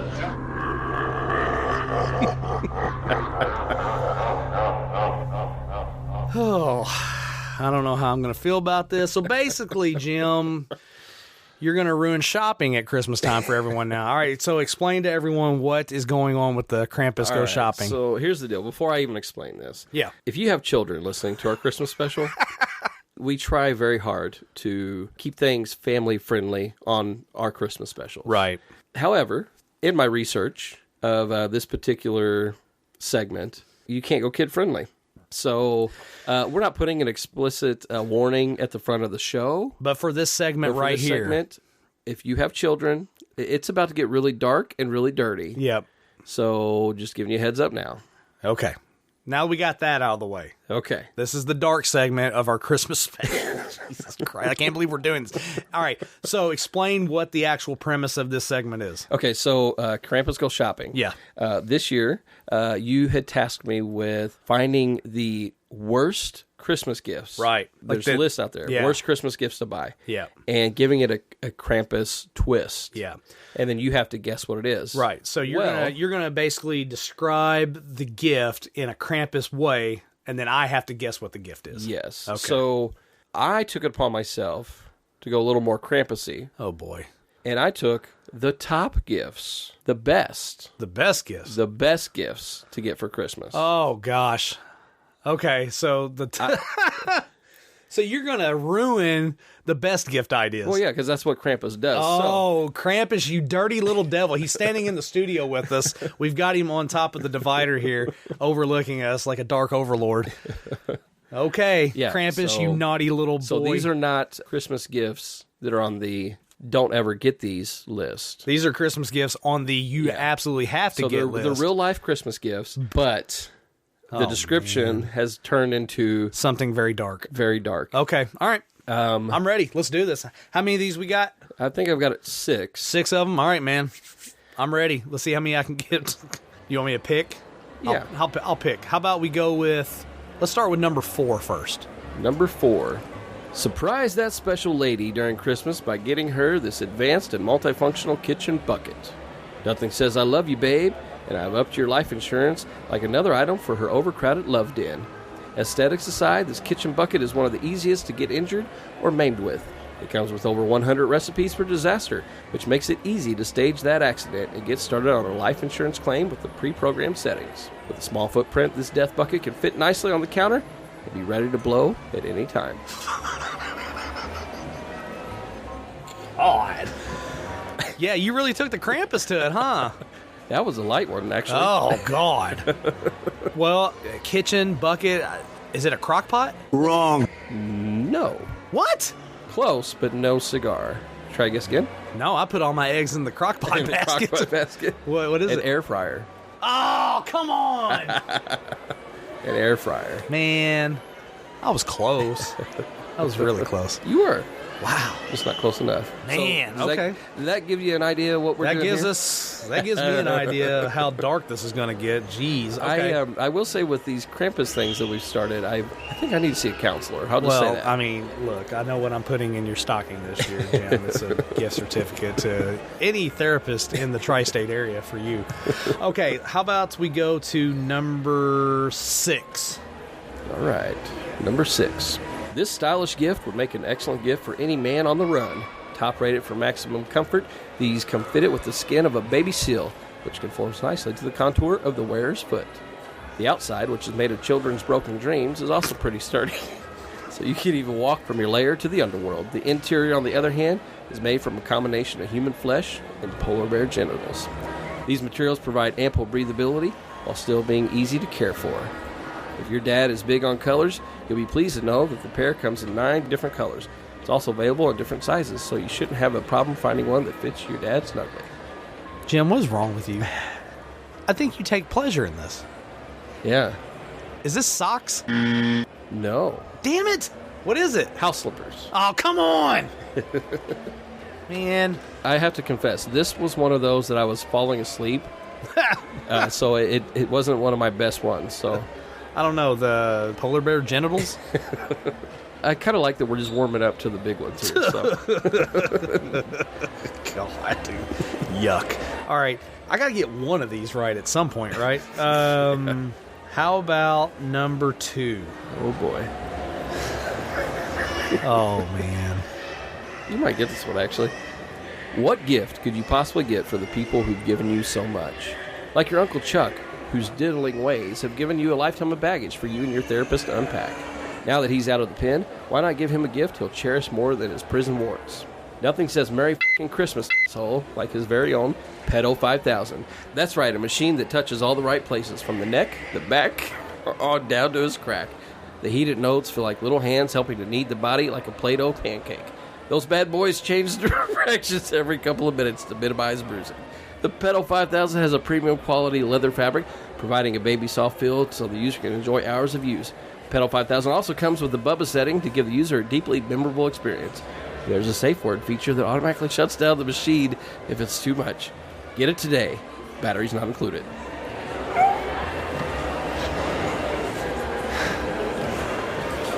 I think what really got me was safe word setting.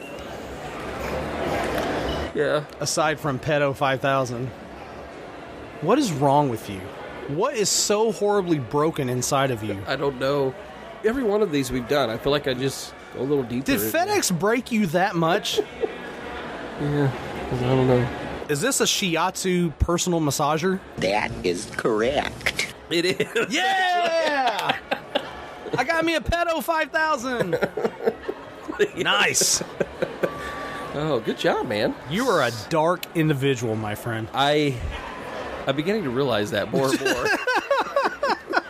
All right, let's do... God, I can't imagine anything being worse than that one. That was probably one of the worst. Let's go with number 3. All right, number 3. This next gift is for that special Krampus in your life. After a long night of beating the evil out of kids and dragging bad children to the underworld, your little Krampus needs to tidy his goat like Maine. What better way to do it than with a Yukon Cornelius gift set? This set includes every possible accessory your furry devil needs. These include 2 cents, Alpine Massacre, and Devil's Lettuce. A skeleton hand and a wolf's tail for controlling the mange. A pair of pickaxes and an aromatic cleanser to wash the blood and soot away. This set also includes an ebook. The best part is, your evil goat man can keep all these accessories neatly organized thanks to the storage bag, which can be used as a backup abduction bag. Your special Krampus will be particularly impressed with the quality of the products. Both the Alpine Massacre and Devil's Lettuce are made only from natural ingredients. Your Cramp Man will feel the love with this special kit. Let me just say, I think this is by far like my favorite description of said item. Is this a travel shave kit? I know that's right. We'll go with that. It's a beard grooming kit. Yeah! We'll count that as a win. I like it. That was funny. Alpine Massacre or Devil's Lettuce. Devil's Lettuce. That's hilarious. All right, let's bring it back up to the top for number 1. Okay. Thinking of getting your boss a Christmas gift this year? Why the hell would you do that? Maybe you believe the beatings will stop. Not a chance. Ha! You'll want to get something that shows you appreciate their work at making things hard and their skills for abuse while maintaining that illusion of professionalism just to advance their sorry careers. What says, I understand you, boss, better than gifting them their very own tortured soul keeper. That's right, a place where that dirty devil can keep the tortured souls of you and your coworkers. Available in 2 colors, black, much like my heart, or white, like that jolly fat man's beard. The Soul Keeper is insulated with an asbestos lining so the recipient will be able to pick it up without being burned, even when it's filled. Another highlight is its smart temperature control. That's right, Satan Incarnate can adjust the temperature through an app on their overpriced executive phone. The manufacturers equipped it with a long-lasting battery. That way the vessel can remain the temperature of Hades so the souls will feel right at home in your boss's possession. Nah, I'm only kidding. Batteries not included. Man, I thought I had an idea there for a minute, but is this a crock pot? I don't think that's right. No. Damn it! It is a temperature-controlled smart mug. Oh, Yeah. really? Yeah. How the hell is that even a thing? I don't know. But I saw it, I was like, you're what? You're like, I need one. I want to trap some souls. Yeah, it's like a coffee mug. It's a smart mug. That's crazy. Yeah. Wow. Yep. Man, technology is really taken off in the wrong way. I mean, like, if we could just figure out how to apply this technology to feeding hungry people, that would be amazing. But I digress. Or just an app on your phone. I'm going to Venmo a cheeseburger to somebody out on the streets. DoorDash. Send a DoorDash to all these homeless people. All right, well, we got one more. Yeah, one more. All right, let's finish up with Krampus because I'm feeling dirty. I'm feeling a little dirty. We'll see how this one goes. Okay. Make it easier for your mother-in-law to feel loved this Christmas season with a witch's pot. The set has a large capacity that uses an exceptional technology to atomize potions, hence releasing a fragrance into the room that will make that wench feel right at home. It also comes with 10 pre-mixed potions, all of which are made of only natural ingredients. Potions like Hansel's hooker hand, Gretel's grown-up gigolo, and the international bestseller, Children of the World. The witch's pot itself is very easy to use. Adding just 6 to 8 drops of a potion into the pot is enough to deliver powerful effects on the mind and body. Oh, man. Is this one of those scent diffusers? That is correct. Yeah! All right. What was the Hansel's hooker hand? Jeez. Yeah. Good Lord. Yeah. Wow. Yeah. I want to know what that smells like now. I'm curious. Hansel's hooker hand. I'm intrigued, Jim. Once we get our store opened up, we'll start selling.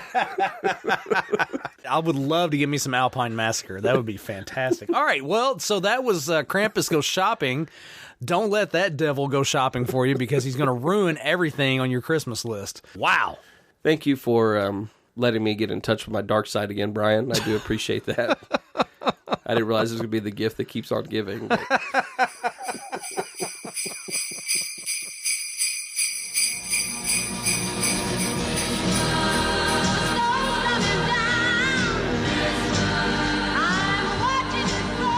All right, Jim, now that you've totally ruined Christmas for everyone yet again, it seems to be a running theme the last couple years on our Christmas specials.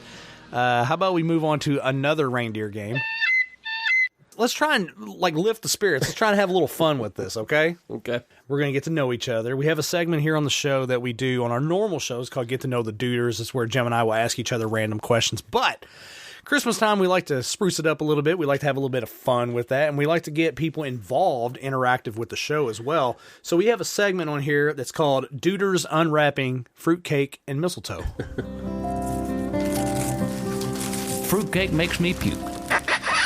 Oh, my.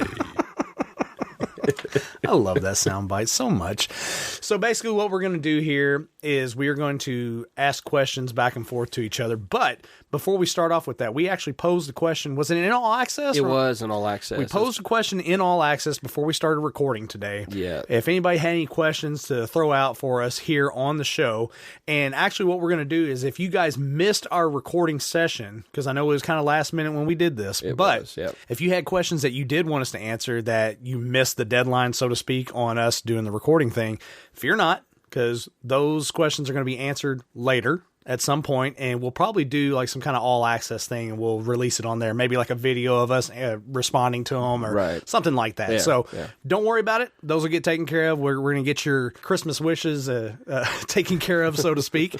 But for right now, we do have a question or two that came out of all access, and who they come from, Jim? Yeah, because normally we like to, a couple days out before we record, we'll put a question out, and so I basically said Christmas SOS, we need help.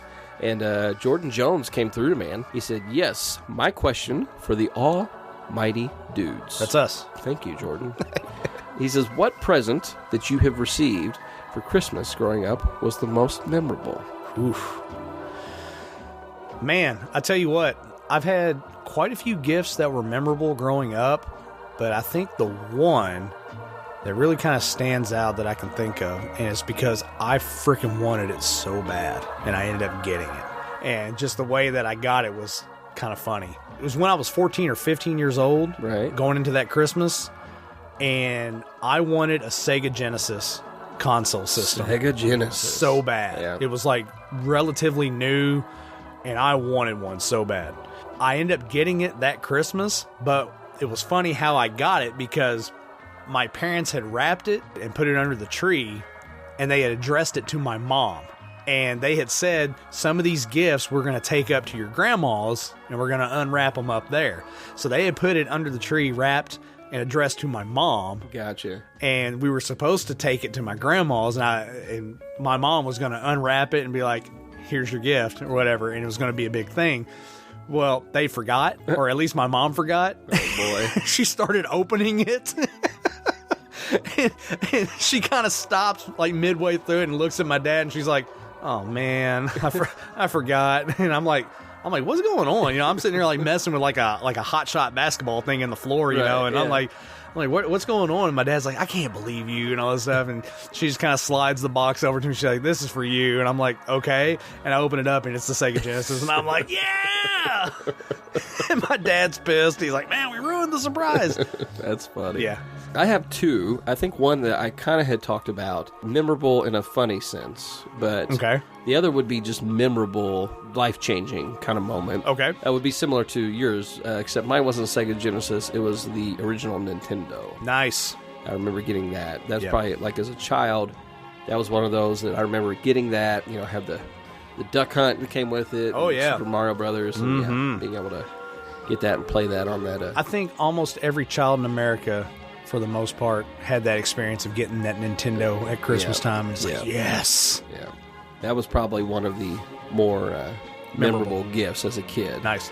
The funny one, and I feel like we've talked about maybe on a previous special, but Kylie's family does this thing with the new guys in the family. Yeah. Yeah, the new boyfriends that come to the family. Boyfriends, yeah. Usually they wait until you've been engaged or you're married. Right. You just never know when it's going to come up, but it's always from St. Nicky. Yeah. And Old St. Nicky. Old St. Nicky, yep. And this was obviously pre-FedEx days, but I was unaware of this gift. This phenomenon. That keeps giving. And I'm only laughing because I know the story. You know the story, yeah. So, you know, we're at my wife's family Christmas, like extended family. Everybody's there, uncles, like everybody's there. Right. And, you know, it was one of the last gifts. And we're like, oh, this one's for you. And I go, you already got my gift. Right. Like, oh, this one's for you from St. Nicky. From St. Nicky. I was like, what? So everybody's like looking with anticipation. Right. I go and I open it. You know, it's a small box. Looks like a little, like almost like a book or a journal or something. Right. Type size box. There's this old school looking guy smiling with his thumbs up. Yep. It says for a special dude. Yep. And you open it, and there is a penis sock. hand knitted penis sock. Yeah.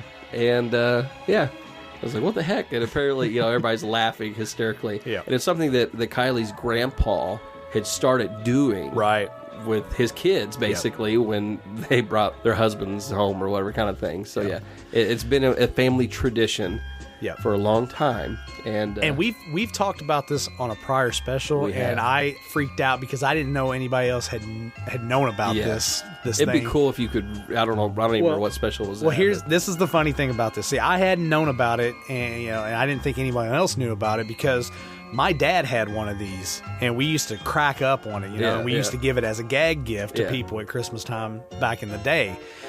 And I did some research on it because, like, I thought it'd be funny to find one, try and track one down. Yeah. Turns out, this was a gift that was sold in Spencer's gift stores back in the early 80s. Really? Yes. This was like a novelty gag gift that was sold in the Spencer's gift stores. Okay. So, if you wanted to, you can get on eBay, you can get online and track it down. You can actually find it. Nice. It is a thing. So maybe next year in your stocking, Jim. Maybe get a little something from St. Nicky. Since we're talking about this, thanks, Jordan, again for bringing this thanks, Jordan, up. for bringing this up. But this is on you, Jordan, by the way. On the Thanksgiving special, when I was talking about a sock, like at the end of that reel or whatever, that's what I was like. I was thinking about, like, that would be funny to sell in the Dude What store at some point. a Dude What version, a Dude What version of that. So anyway, just for a novelty gift. It's a two-headed one for each. It'd be like the Dude What orange. Oh, we're horrible people. But, judging by our last segment, you already knew that. Anyway. So the second part of his question, though, what present you didn't receive growing up upset you the most? Oh, okay. This right here, I will tell you this, and I take no pride in telling this, all right? Because this is like a really sad, pathetic part of my personal life. But it also is like a turning point for me realizing going forward that I need to be more grown up, okay? Okay. When I was like 20 years old, my mom kept asking me what I wanted for Christmas. What do you want for Christmas this year? Every single time she would ask me, I would say, I want you to go find me a used Super Nintendo machine, because I don't have one. The console gaming system. Right. I never had one. And I had been playing Super Nintendo games that my friends had, just retro games, going back and playing them. And I was like, I want one. I want to get one. And so every time she'd ask me, what do you want? And keep in mind, I'm like 20 years old here, okay? Yeah. it's time to grow the hell up, right? Yeah. So every time she'd ask, what do you want? I want a Super Nintendo. You can go find me one for cheap. They're cheap, whatever. Used. Give me a used one. I don't care. I don't need a brand new one. Just give me a used one. That Christmas came, there was no Super Nintendo under the tree for me. And I threw the biggest hissy fit like a little freaking 5-year-old kid because I didn't get that. And I was so hurt emotionally for like weeks after that because she asked me what I wanted and she didn't give me what I told her. And it was not long after that I realized, okay, that was pathetic. Right. And it's time for you to grow the hell up. And I did. And literally that was the turning point for me because you and I have talked about how much I love to give gifts and I don't really care to get gifts. Yeah. That was the turning point. Interesting. It was that moment, that year, after that happened and I threw my little hissy fit and I had my little tantrum. That's when I knew, okay, it's time to grow up. Yeah. It's time to be an adult about things specifically like that. And it's not about what you get, it's what you give. Yeah.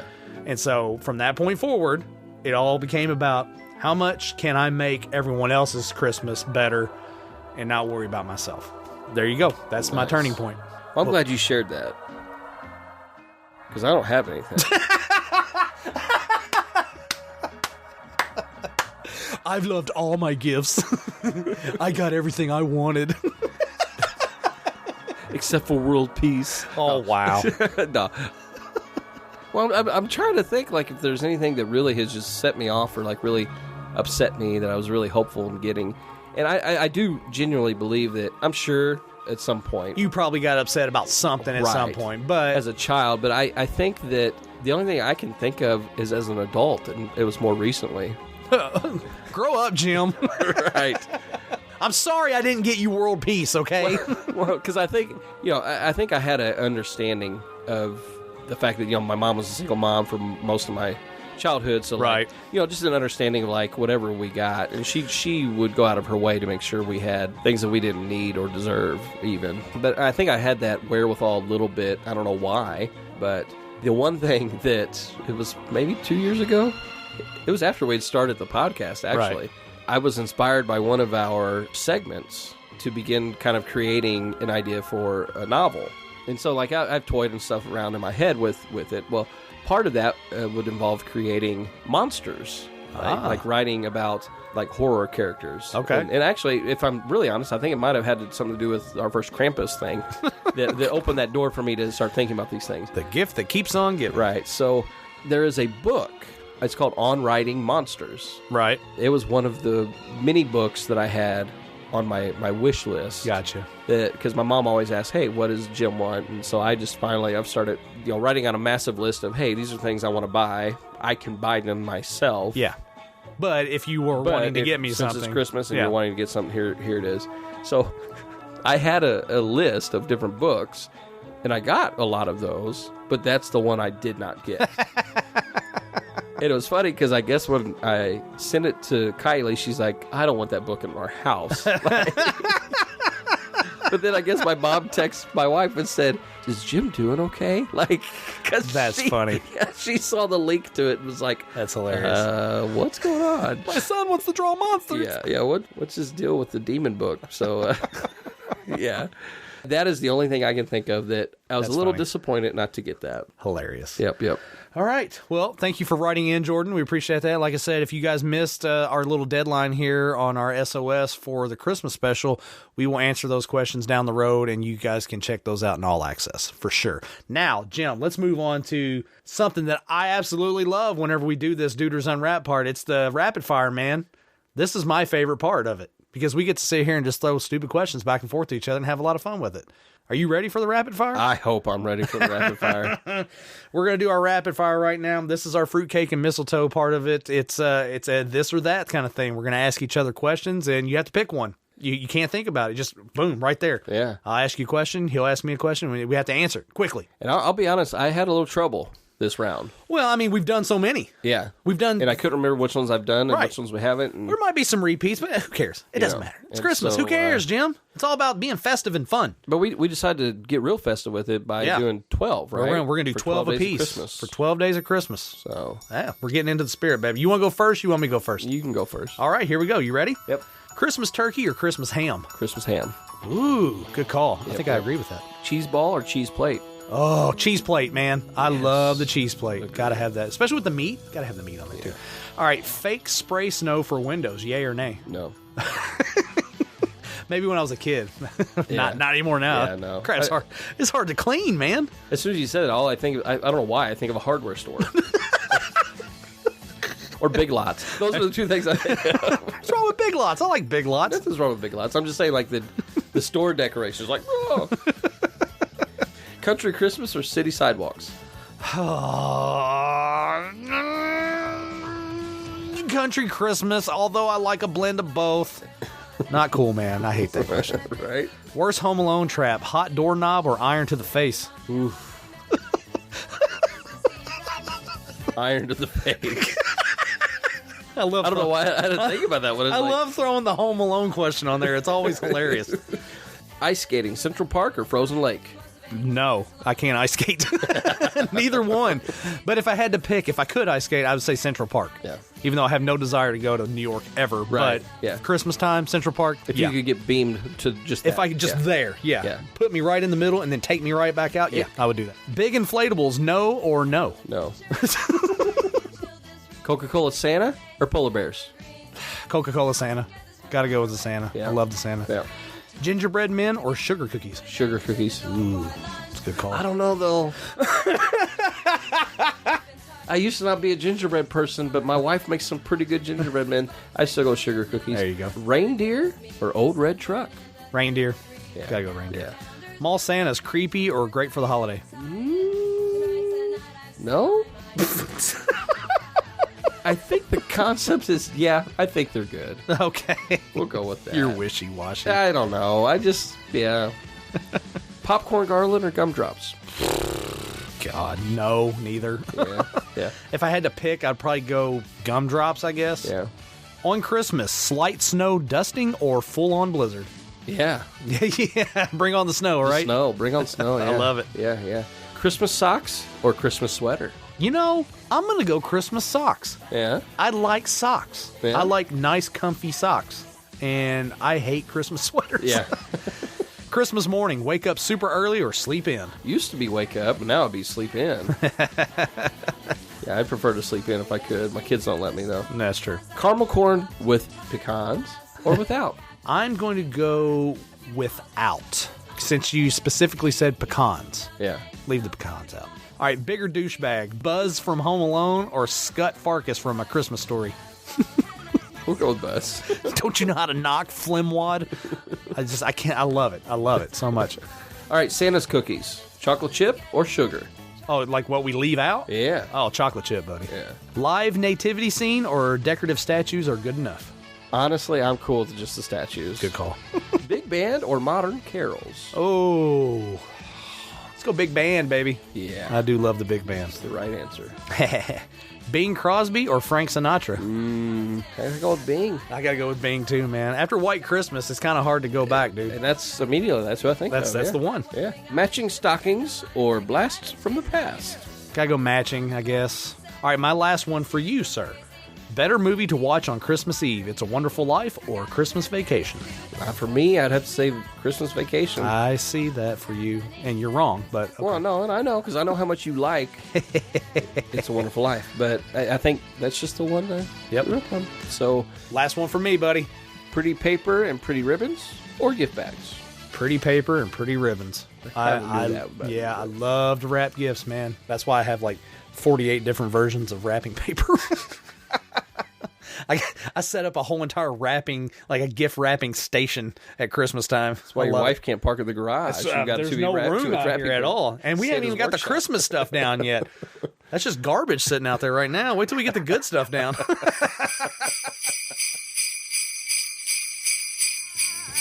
And this Christmas will be a very special Christmas. That was a lot of fun. We got to get in touch with each other, answer some Christmas questions. A lot of fun. I always have fun doing that. Let's move on to our final reindeer game, man. It's been a lot of fun. We've covered a lot of ground on this Christmas special. I've been having a blast hanging out with you today. We're going to do our final reindeer game here, and this is going to be a lot of fun. We haven't done this in a couple years because of the pandemic, but this is going to kind of be the rubber match for this. I challenge you to a snowball fight. I was never one to back away from a snowball fight. Let's get ready to rumble!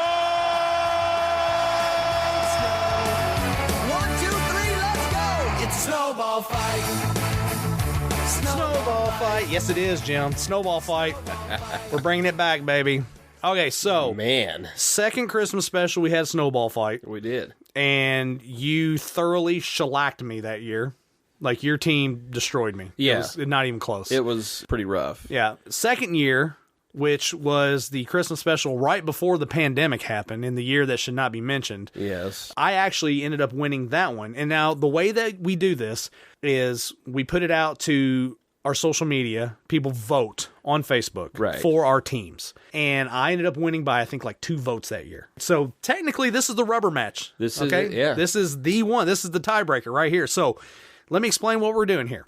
Jim and I are going to pick snowball teams, and we're going to go against each other. And after we pick our snowball team, we're going to put our teams on social media, and you guys are going to vote. You guys that are listening, you're voting. You're the ones that decide which team wins. All right? And then the way we pick our teams, it's real simple. We have, in a box here, we got our little Santa box. We have, you can hear me shaking it right now, all the movies from this year's relaunch that we have covered. So we're just doing relaunch. Just relaunch. Just the relaunch season. Like the last couple years when we did Snowball Fight, we had all the movies from the archive that we had in there. And what we will do is Jim and I will take turns. We're going to pick 5 movies out from the box. And then in each movie, we're going to pick a character from the movie. And that's going to be on our Snowball team. Real simple stuff. Yep. And so we're going to pit each other against each other. Jim and I are captains, and we're going to have 5 members on our team. That'll be our Snowball team. And then we'll put it up on social media, and you guys will vote. So, Mr. Jim Miller. I was just reflecting back on the past ones that we've had. They're kind of fun. Oh, they're a lot of fun. Yeah. Except for the year that I got totally smoked. I mean, I had the Grinch, I think that year. Yeah, and, I ended up getting the Grinch the second year, so I got a little sweet redemption on you. Yeah. Okay. I had all the crazies on mine that one. That year, you did. Team Crazy. That's right. Crazy, yeah. You were Team Crazy. And then the next year, you were Team Sexy, and you know it. Yep, that's right. I'm excited, man. All right, so let's go. I'm going to let you go first. The box, I'm just going to have it sitting right here in the middle. Okay. And we're going to take turns. We're going to do 5 apiece. Go ahead and draw your first one. And who you got? Monsters, Inc. Yeah. Of course. Of course you did. Yeah. Whatever. Who you taking? So good. I have to go Sulley, man. Taking Sulley. I knew you would. You're so predictable. Whatever, your face. All right, my turn. I got Black Widow. Oh. Now, yes, I did throw in our side table discussions as well. Oh, boy. Yes, so I got Black Widow, and I will be taking Black Widow herself. All right. Natasha Romanoff is on my team. Oh. Here's my next one. Yep. Rambo, First Blood. I'll tell you who you're not taking, the guy that fell out of the helicopter. All right. Well, obviously, I got to take John Rambo. Yep, I'm dead. Not even going to be close. This is BS already. You've only had... I got Natasha Romanoff. She's pretty BA. She squares up very well against John Rambo. I won't freak out just yet. Now, is it Natasha A in the white or the black? Doesn't matter. Well, I mean, for the fight, it will. Oh! I got Hook. Oh, nice. Oh, man. Who do I want to take? Take Smee? No. No, I don't want to take Smee, because it's not Smee I'm looking for. Gosh, I could take Rufio. I was thinking Rufio. I am going to take Rufio. I'm taking Rufio. There you go. Smart choice. I like it. All right, let's see here. Who's your third one? The Suicide Squad. Oh, man! I don't know, dude. Our matchups are kind of not fair at all. Yeah. Who are you taking in Suicide Squad? Oh, man. Don't say John Cena. John Cena! I'm sorry, but I have had enough. I have never heard of such a Christmas. Nobody wants Peacemaker. Nobody wants Peacemaker. Dude, why am I even sitting here like I don't know? Don't take Starro either. It's ridiculous. I think Harley Quinn is the obvious answer. I mean, It's either Harley Quinn or Rick Flag. I mean, let's be honest. But Bloodsport's pretty BA, too. No, it's Harley Quinn. Let's see. How about this one? Space Jam? Come on. Well, hey, at least it's the good one. Can I take all of the Monstars? Ooh. I could take Bill Murray and just have him come in at the end and save everyone. You could. Whoa, he doesn't play defense. Yeah, that's a tough one, man. How about... I'm going to take Bugs Bunny. Bugs Bunny? Yep. It's good, man. He's smart, strategist. Yep. It's good. Kind of devious. I kind of like that we both have cartoons on our thing this time. Or animated characters, at least. So. Yep. We got 2 more. 2 more. Okay. Make these good. Risky business. Oh, man. You got to take Curtis Armstrong's character. You know? Or are you going to take Joe Pantaleone's character? Kind of mobster style kind of guy, the pimp. Right? Yeah. I'm trying to decide. Yeah, I think I'm going to take Miles. You're going to take Miles, played by friend of the show, Curtis Armstrong. Friend of the show, Curtis Armstrong. Miles Dalby. Nice. I like it. All right, my turn. There's one in particular in here that I really, really, really hope I get. Yes! Did you get Avatar? Army of the Dead. Oh, yes. No. Friend of the show, Dave Bautista? Friend of the show, Dave Bautista is on my team now. You just, that's the one you wanted, wasn't it? No. No? No, there's another one. I assumed you just wanted to see your face next to Dave Bautista's. I'm not even putting his character name down. It's just Dave Bautista because he's friend of the show, Dave Bautista. That's right. Friend of the show, Dave Bautista. Friend of the show, Dave Bautista is on my team now. What's going to be great is if he votes for you on Twitter. It would be fantastic if we can get friend of the show Dave Bautista to vote for me now that I have friend of the show Dave Bautista on my team. It's kind of self-serving if he votes for you because he's on your team. But right, yeah. That's still okay. Friend of the show, I guess. Yeah, he's still friend of the show, Dave Bautista. Yeah. All right, last one. One for you, one for me. This is it. I swear to God, if you get the one that I want. I know this is the one you wanted. What is it? Saturday Night Fever. That is not the one that I wanted. I'm glad you got it because whatever you pick, it doesn't matter. It's tanked your team already. That garbage movie. Oh, man. All right, who you taking? Well, obviously, I'm going to take Mr. Smoke Show himself. Tony Manero. All right.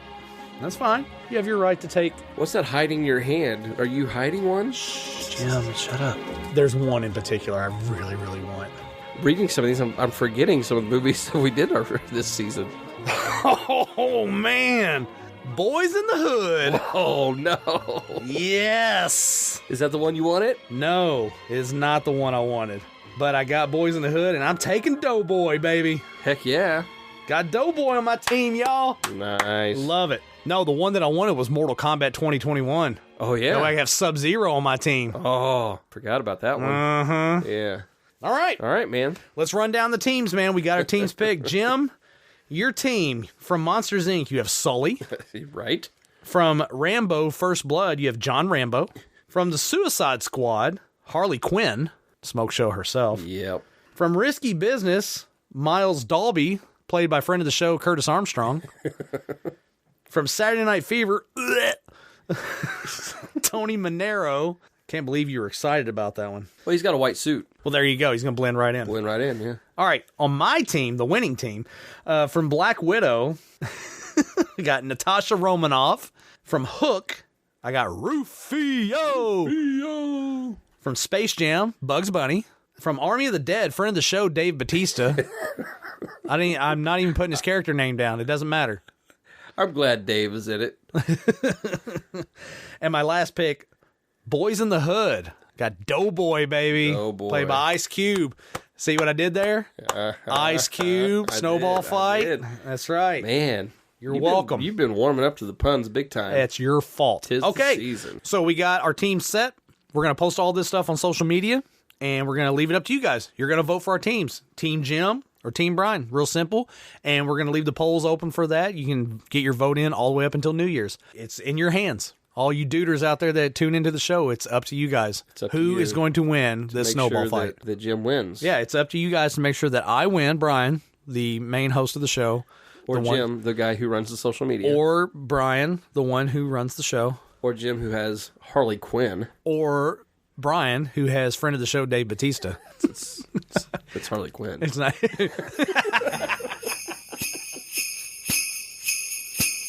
Sleigh bells ring, are you listening? In the lane, snow is glistening. A beautiful sight, we're happy tonight. Walking in the winter wonderland. Gone away. It's been a long special, man. I'm having a lot of fun, though, doing this, and this has been great. I'm really appreciative of you guys tuning in, checking out the show, sticking around for our reindeer games, and all the fun silliness that we have. We like to do stuff like this for the holiday season. We have a lot of fun with it, Jim. It's something that I look forward to every year whenever we can do it. I know we had the break there with the year that should not be mentioned, and that sucked, but hey, we're back doing it this year. We lived and learned. That's right. Now we're done, man. We're at the end here right now. We're going to go ahead and close up shop for this holiday season. And we're going to this year, basically. Yeah, for this year. You know, we had a great relaunch. Had a lot of fun with that. I thought we put out some really good stuff for you guys. Had a lot of fun during our relaunch season.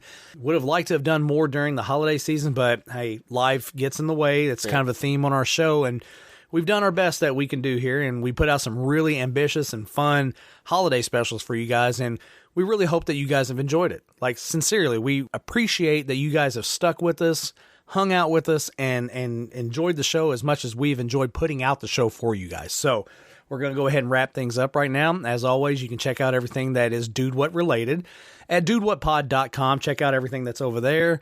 Go back if you haven't already. Check out the specials, all the holiday specials, Halloween, Thanksgiving, Christmas, St. Patrick's Day.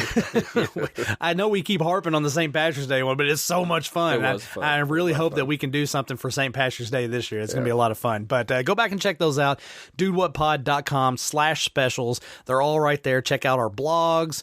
Check out our written reviews of stuff on there as well. And go back and just check out the archive. Just relive some more Dude What and get as much Dude What as you can in your life. And while you're at it, share it with all your friends, man. Share it with your friends, your family, your gynecologist, your dentist, your proctologist, any other ologist that you might have. I don't know why you're going for all the doctors in the orifices. I blame the Krampus, all right? I blame the Krampus. You started this. I brought it into here.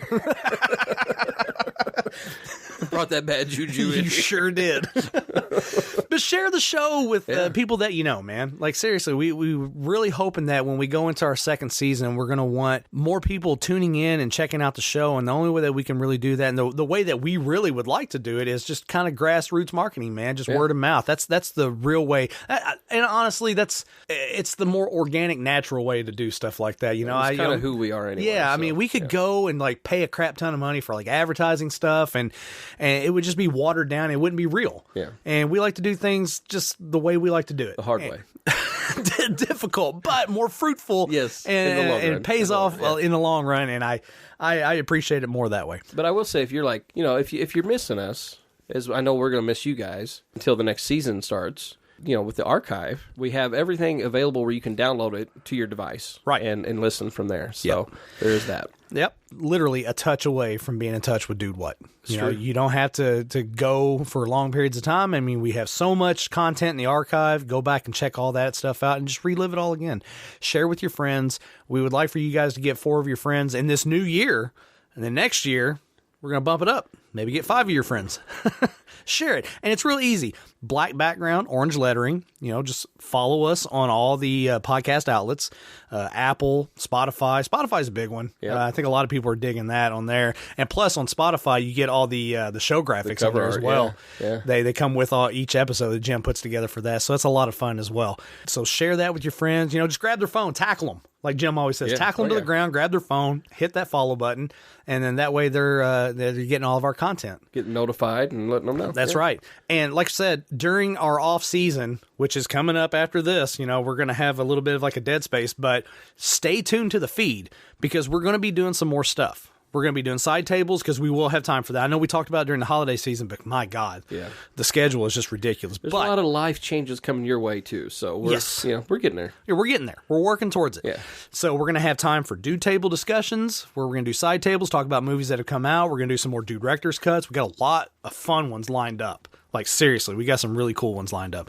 Probably do some more behind-the-scenes all-access stuff, release some stuff that's behind the scenes. We got some stuff from this special that's probably going to be released in all access, so stay tuned to all access, which is on Facebook, Super Secret Ninja Group. Just get on Facebook and say, hey, I want to get into all access. And then we will give you permission to get in there, and you get to see behind-the-scenes stuff, and you get to interact with us, shape the show, do fun stuff like we did earlier. Jordan kicked in some questions for us for our Get to Know the Duder segment on here.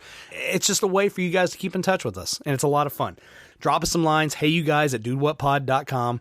We'll get in touch with you. We'll respond to everything. We respond to everything, Jim, right? We do. We keep in touch with you guys, for sure. I got nothing else, man. I think we're good. We've covered everything we need to cover. This has been a blast. This whole entire relaunch, this whole entire holiday season. It's been a fun ride this year, man. It really has. It's been a lot of fun, and I'm excited to see what season 2 brings. It's going to be a lot of fun. With all that being said, we just want to say to you guys, Merry Christmas, Happy New Year. We love you guys for sure. Jim, Merry Christmas, my brother. Merry Christmas, Brian. I'm so glad we got to do this today. This is going to be a lot of fun to release and see the reactions. I'm scared about the Krampus thing, but hey, we'll see what happens. We'll know that if this show goes under, it's because of me. God. We're going to get on out of here. Merry Christmas to you guys. Be safe, and we will see you guys in the new year. Bye, guys.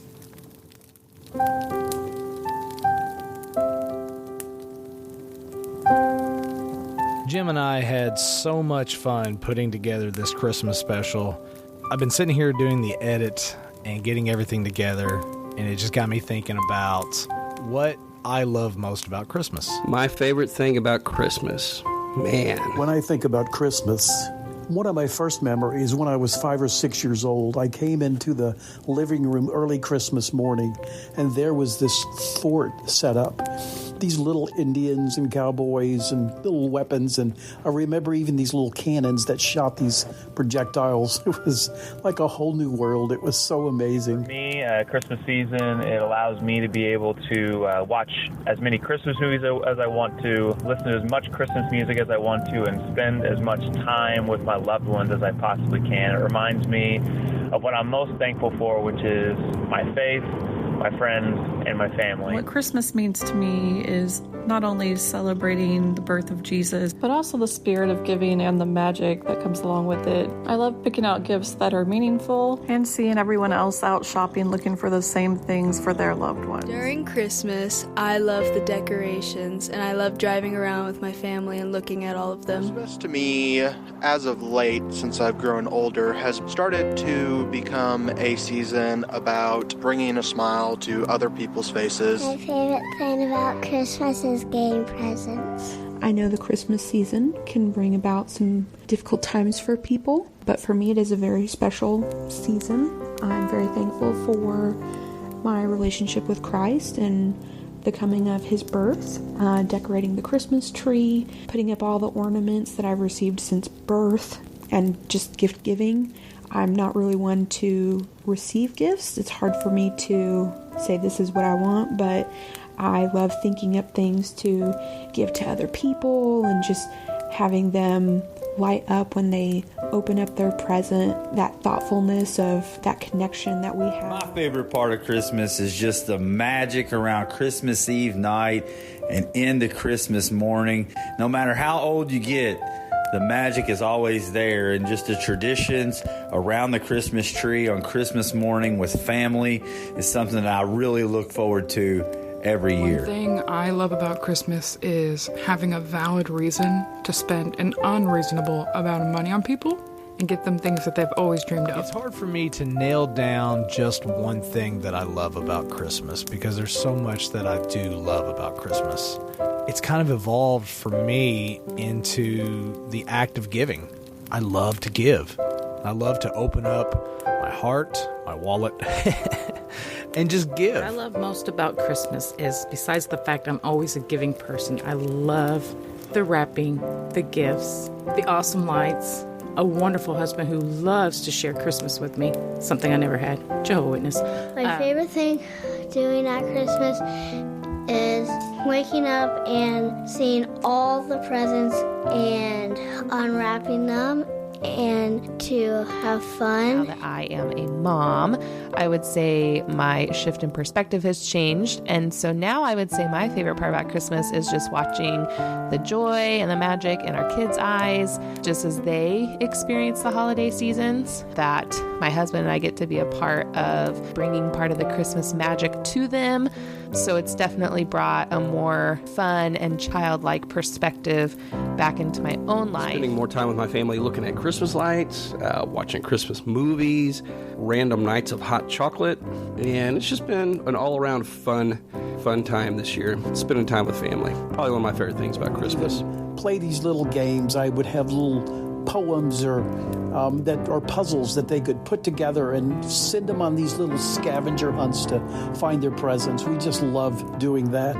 Then I have now grandkids. I have 6 grandkids and love seeing the looks on their faces as they open their presents, the smiles, and just so many things about Christmas. Just the lights and the music and the sounds and the smells of the food. It's all just wonderful. I feel like a little kid again when I see all the decorations and lights, and I just love everything about it and can't wait until the next year. Yeah, speaking to you, say my favorite thing about Christmas is cookies. And one must not forget the Christmas Village. It's a big thing for me. I have put them together since I was a little girl at my G-Ma's house, and it's just a little sweet family thing for me. So, I love Christmas. I love this season. I look forward to it every single year. I also enjoy baking and having an excuse to bake and eat and not feel guilty about that. People ask me, what do you want for Christmas? I have no idea. Just give me whatever. It doesn't matter. If it's shiny and it's got lights, I'm happy. I just love the feeling of Christmas. Just spending quality time with your family, waking up Christmas morning, doing your usual routine of cinnamon rolls, wait until everybody gets up, and just have a blast. Most of all, I think I love the story of Jesus' birth when he comes and presents himself to who?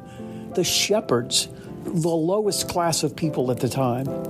And when he presented himself, these angels come, and what do they say?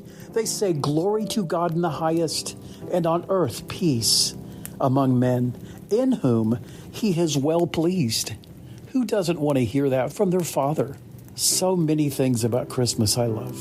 From Brian and from Jim and the rest of the Dude What movie review podcast family, we just want to say Merry Christmas. Merry Christmas. I want to wish everyone a Merry Christmas and a Happy New Year. Hey guys, my name is Brianna Linville. I'd like to wish everyone a Merry Christmas and a Happy New Year. Hi, my name's Kylie, and Happy Holidays. Happy holidays from your friendly neighborhood Andrew Shaw. Merry Christmas. Hi, my name is Nora. Merry Christmas. From Stephen A., Morgan, Maddie, and Macy, the Turner family like to wish you a very Merry Christmas and a Happy New Year. Dude, what? It's Just for the Win, wishing you a very Merry Christmas and a Happy New Year. Hi, my name is Annabelle. Merry Christmas. Say something, Jace. Say hello. Say Merry Christmas. Merry Christmas.